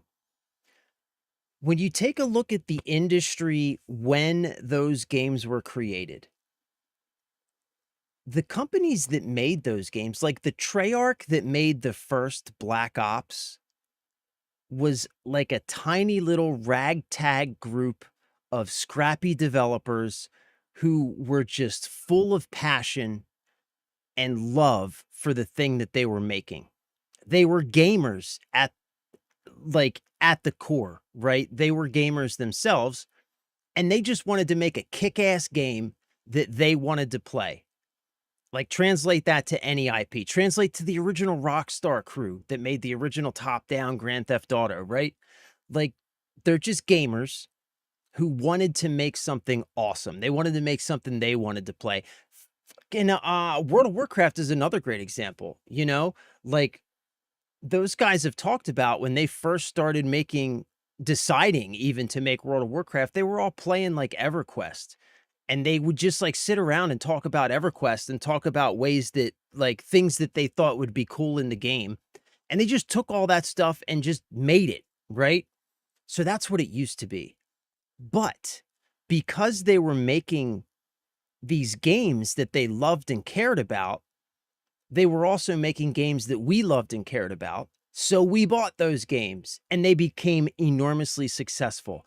And like with anything, like with any industry, and this is a big, like the main problem, I think, with just everything as a whole when it comes to the consumer marketplace these days, as these games became very profitable and very successful, in come the investors, in come the executives, the blood-sucking vampires, right? Who come in only for the money.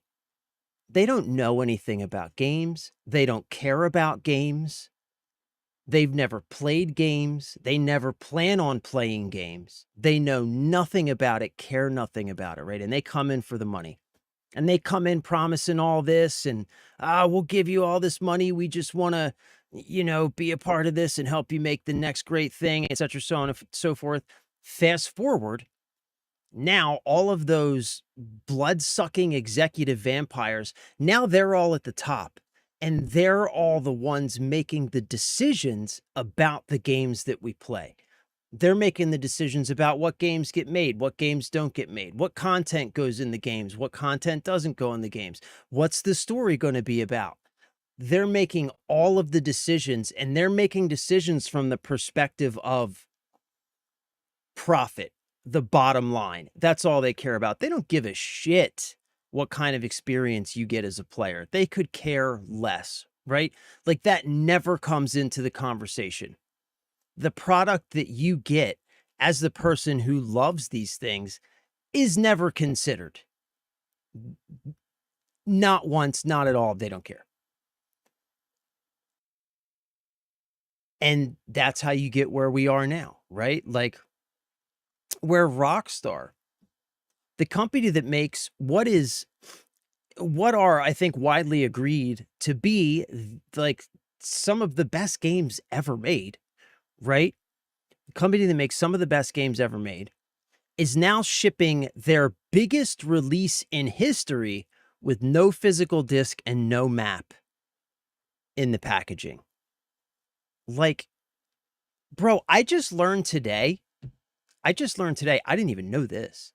I just learned today that they took the maps out of new, like if you were to go and buy a copy of Red Dead Redemption or Grand Theft Auto 5 right now, if you were to go into like GameStop, pick one off the shelf, buy it brand new, did you know there would not be a map inside? Like what? And I know people will say, oh, where there's a map in game, blah, blah, blah, blah, blah. Like it's not about that. It's not about that. You know, it's about having that physical thing, being able to open it up and look at it and just hold it in your hands. Like I remember, I was talking about this earlier on stream. Bro, I remember playing Lunar the Silver Star back in the day when I was a kid. I remember I had the map because that game, it didn't have a map in world, right? I remember having a map, the map that came in the case hanging on my wall behind me and a notebook by my side and playing that game with a physical map to navigate and a fucking notebook to take notes. Like, I'm just saying, man.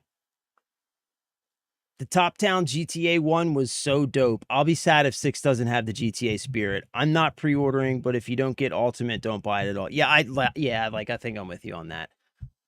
I think I'm definitely going to end up getting Ultimate, but that in itself right there is kind of the statement that I've made a couple of shorts about this, man. Like, and people have like really argued with me about this, but like my whole thing is like, I'm not saying like, I think $100 for what we're expecting GTA 6 to be is absolutely a fair price. It's supposed to be like one of the biggest games in history, right?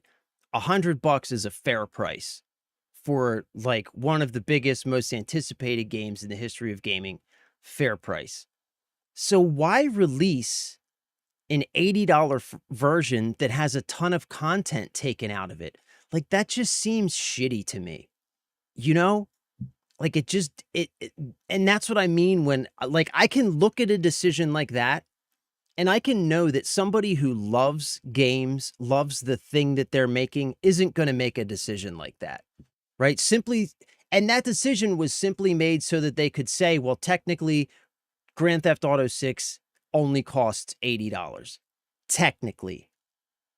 But who's going to buy that version when you lose out on a huge chunk of the content if you buy that version? Like it doesn't technically cost $80. It costs $100.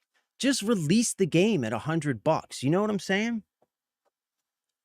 Corporate douchebags and their douchebag lawyers. Yeah, bro, you're right. Have ruined the entire planet and with all their loopholes in the name of profit. Yep, that's it. That's it right there.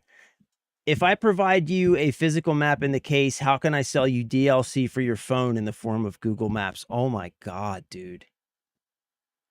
I didn't even think of that. That would be crazy. That would be fucking crazy. But I mean, you're right, right? Like, you're right, because that is exactly the kind of thinking that's at the heart of this sort of decision making.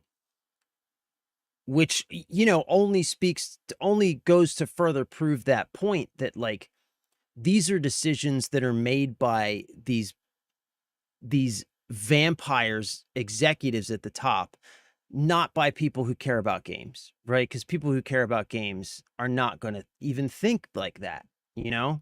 It just further, like, just further proves that point, man. New app needed to install, new terms of service to approve, new way to collect info to push adverts. Yep. That's it, man. That's it. Behold the age of the internet. Yeah.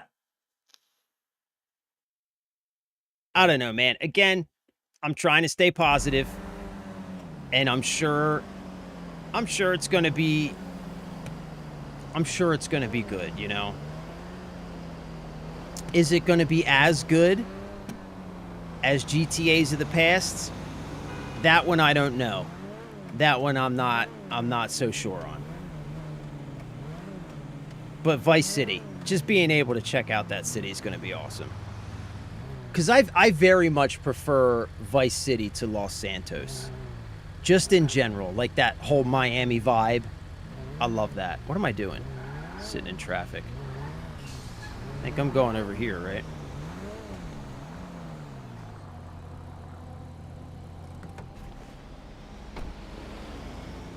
Am I going in this club or something? You. What?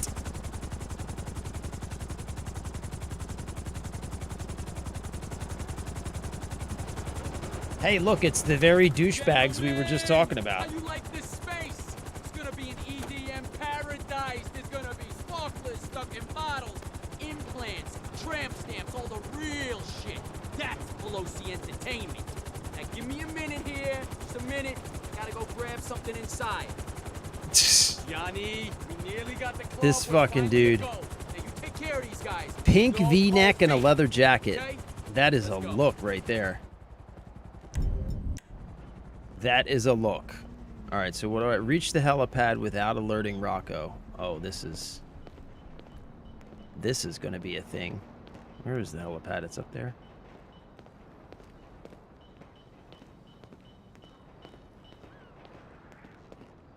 What the hell? What is this? Lady? Are you okay? Buddy? You okay, bud? What's going on with this guy?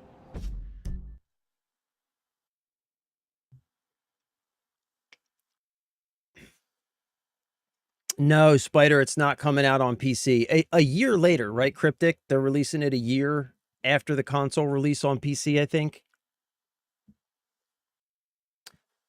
I'm not going to buy it on console. Yeah, I mean, look, bro, like, I definitely get that. I definitely get that. I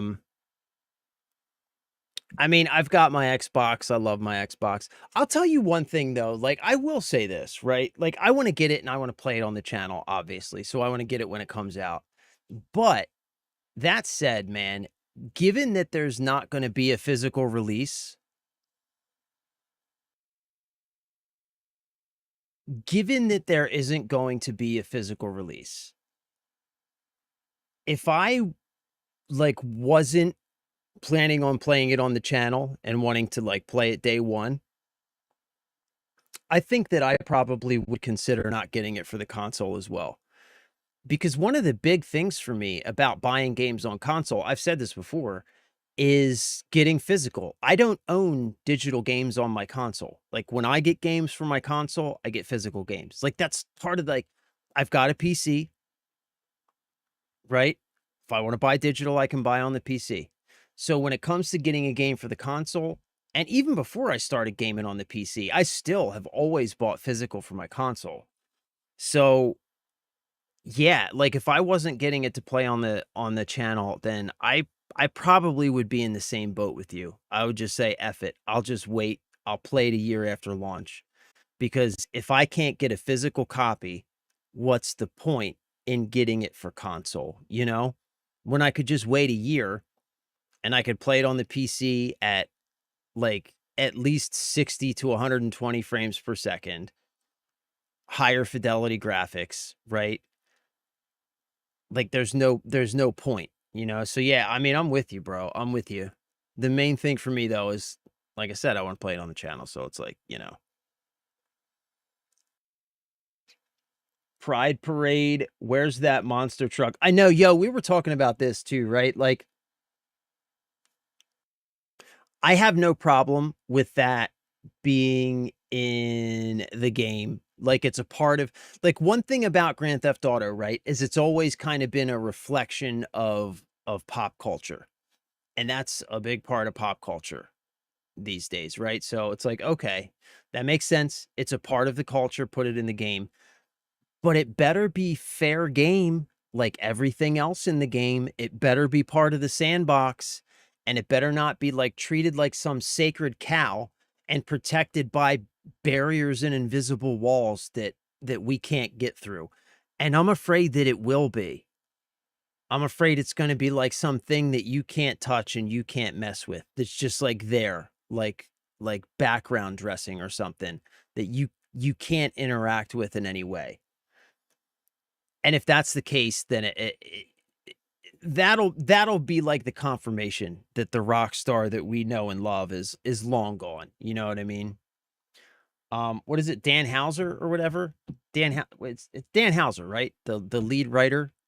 He ended up leaving after they made him rewrite the story like 3 times for GTA 6. After the 3rd time they told him that he couldn't do the story that he submitted, that's finally when he left. So that tells me something, right? If they're turning down his stories and he eventually gets so frustrated he just leaves, like that says something, man. You know, that's a clue. That's a fucking clue, bro. Is all I'm saying.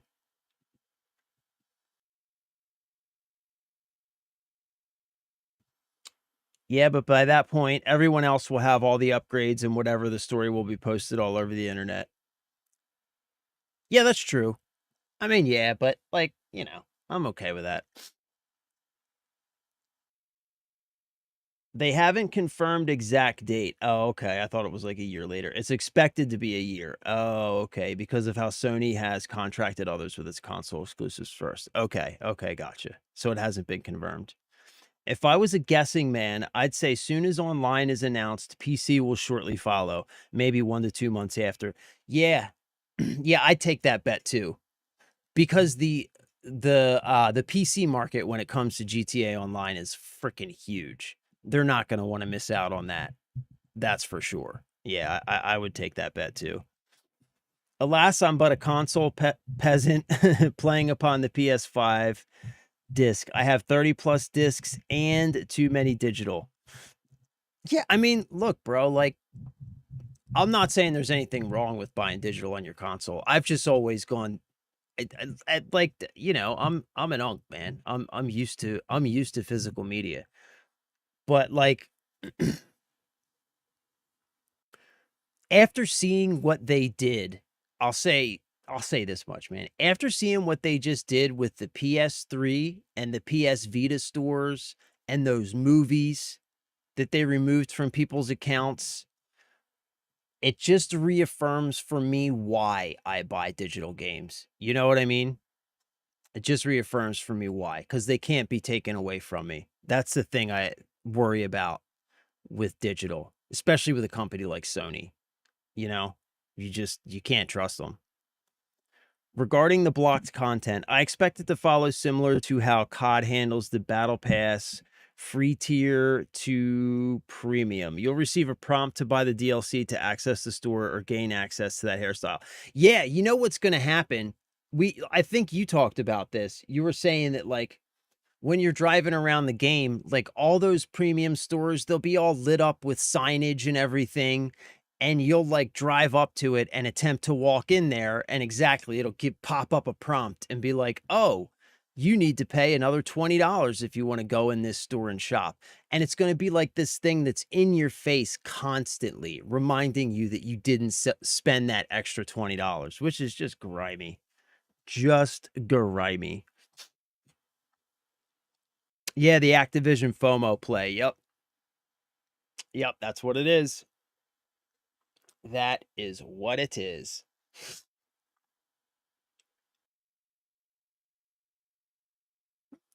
Which it's never good to see anybody taking influence from Activision. You know what I'm saying? That's never good, bro. Never good. I don't trust the digital stuff, and I got straight burnt on Indiana Jones. It's just another movie that you're sort of in control of. $80 wasted. I actually liked Indiana Jones, dude. I did. So, okay. Let me. I really enjoyed. I enjoyed the fact that Indiana Jones felt like an Indiana Jones movie because I'm such an Indiana Jones fan. So I enjoyed that aspect of it. Like, that actually worked on me. Because you're right. It did feel like you were playing a movie. That's exactly what it felt like. Like, exactly.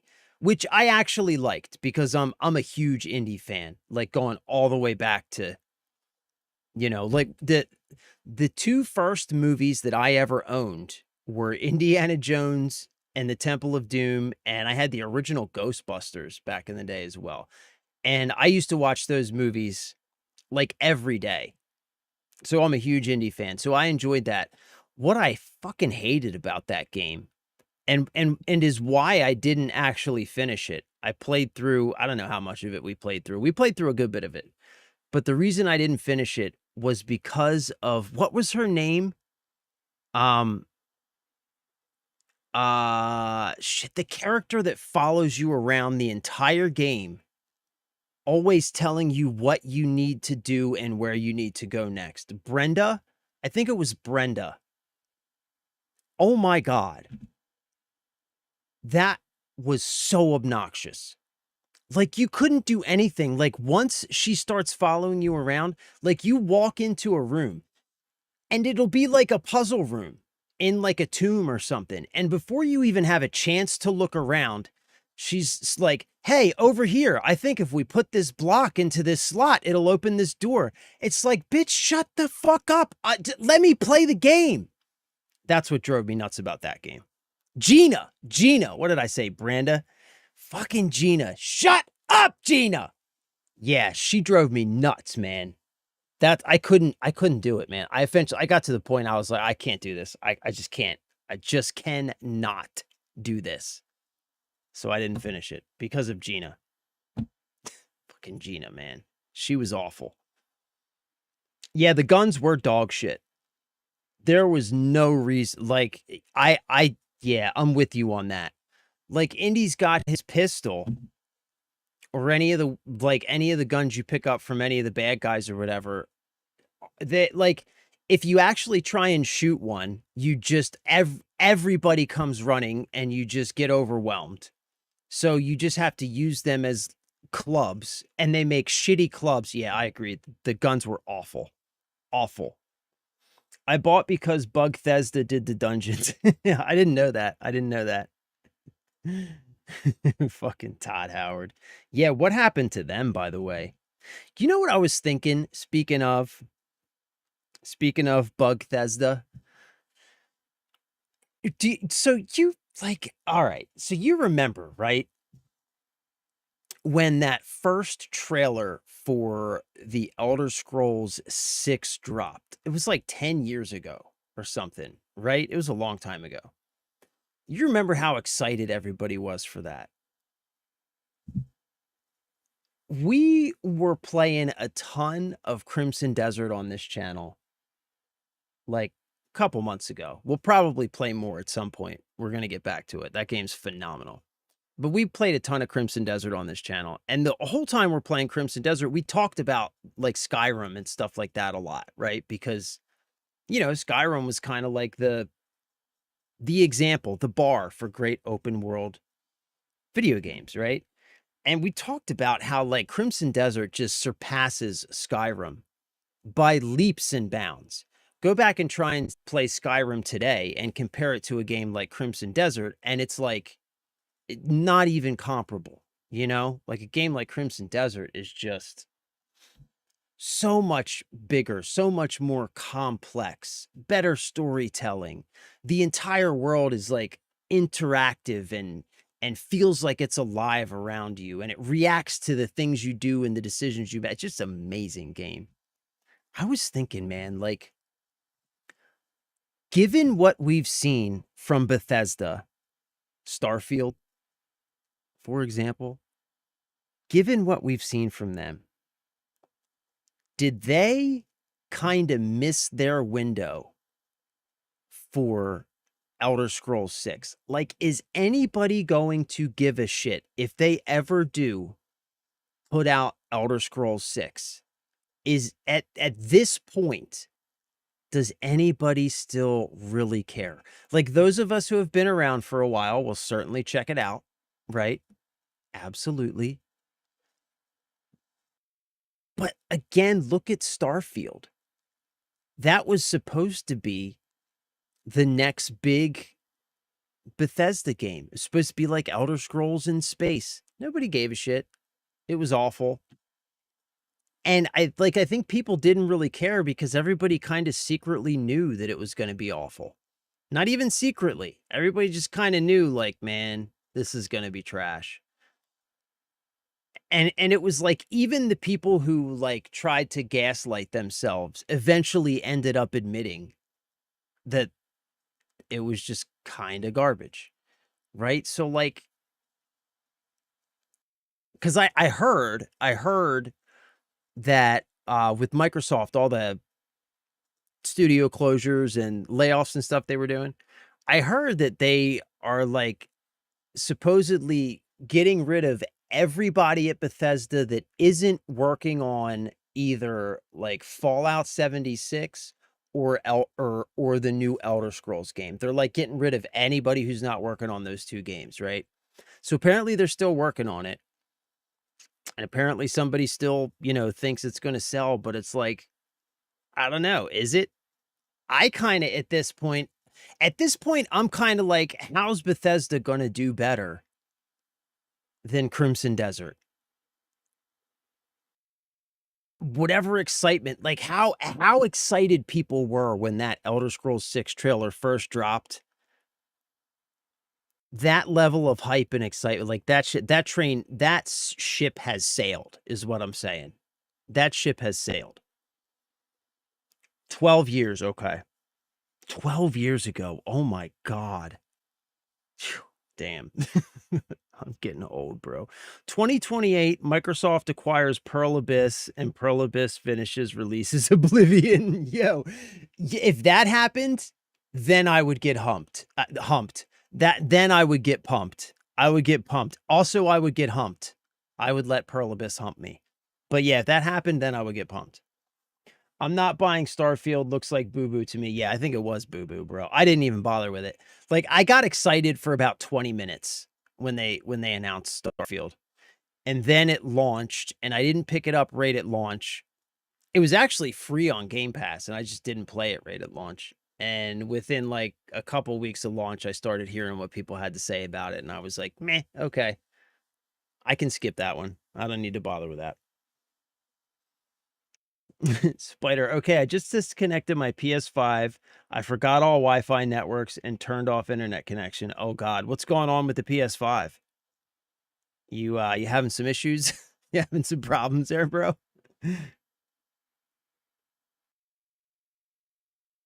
How pissed will you be if Elder Scrolls drops and you fly out of the screen because you ran into a bee? I mean, it is Elder Scrolls, bro. Sony can't take my games. Damn right, Spider. Damn right. Though I don't think you'll be able to play them without an internet connection. Damn right. Boycott Sony. That's where I'm at. That's where I'm at. Boycott Sony, man. I'm done with them, dude. I'm done with them.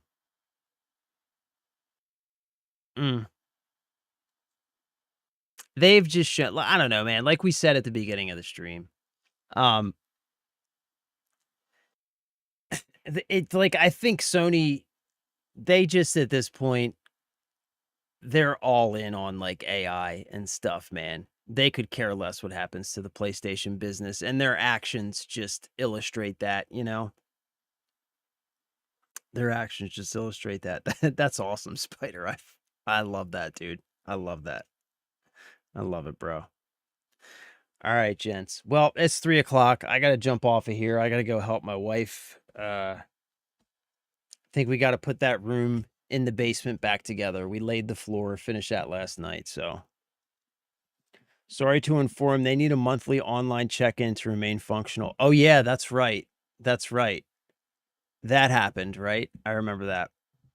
Yeah. God. Oh, what a world we live in. I miss my PlayStation. No network connection. You buy a disc. You put it into the PlayStation and the game. You buy a disc, you put it into the PlayStation and the game games. That's what I miss. I miss that. I do. Oh, how simple we had it. Simpler times. Simpler times. Yup, fucking Sony, bro. Play has limits, apparently. Play has limits. It tried to system update and I canceled the update. Damn right, bro. Damn right, Spider. I love you guys. All right, I got to get out of here. As always, thank you for spending time with me. Thank you for hanging out. Yeah, I love you. I appreciate you. Have a wonderful evening. See you, Mr. Cryptic. Spider, NorCal. Yeah. I love you. I appreciate you. Have a wonderful evening. Stay safe, stay blessed, have fun, play games, take care of each other, all that good stuff. And we'll be back tomorrow. And don't forget Thursday. Oh, and I'm going to try emailing Ubisoft about Assassin's Creed Black Flag. Because don't forget Thursday we got Black Flag resynced. I'm pretty stoked for that. Yeah. Right? What's the worst that can happen? They ignore it or say no? Like, yeah. Yeah, so pretty stoked for Thursday, man. Been waiting for this game for a while. So yeah, that'll be fun. All right, guys. I love you. I appreciate you. I will see you next time. I'm out of here for now. Bye.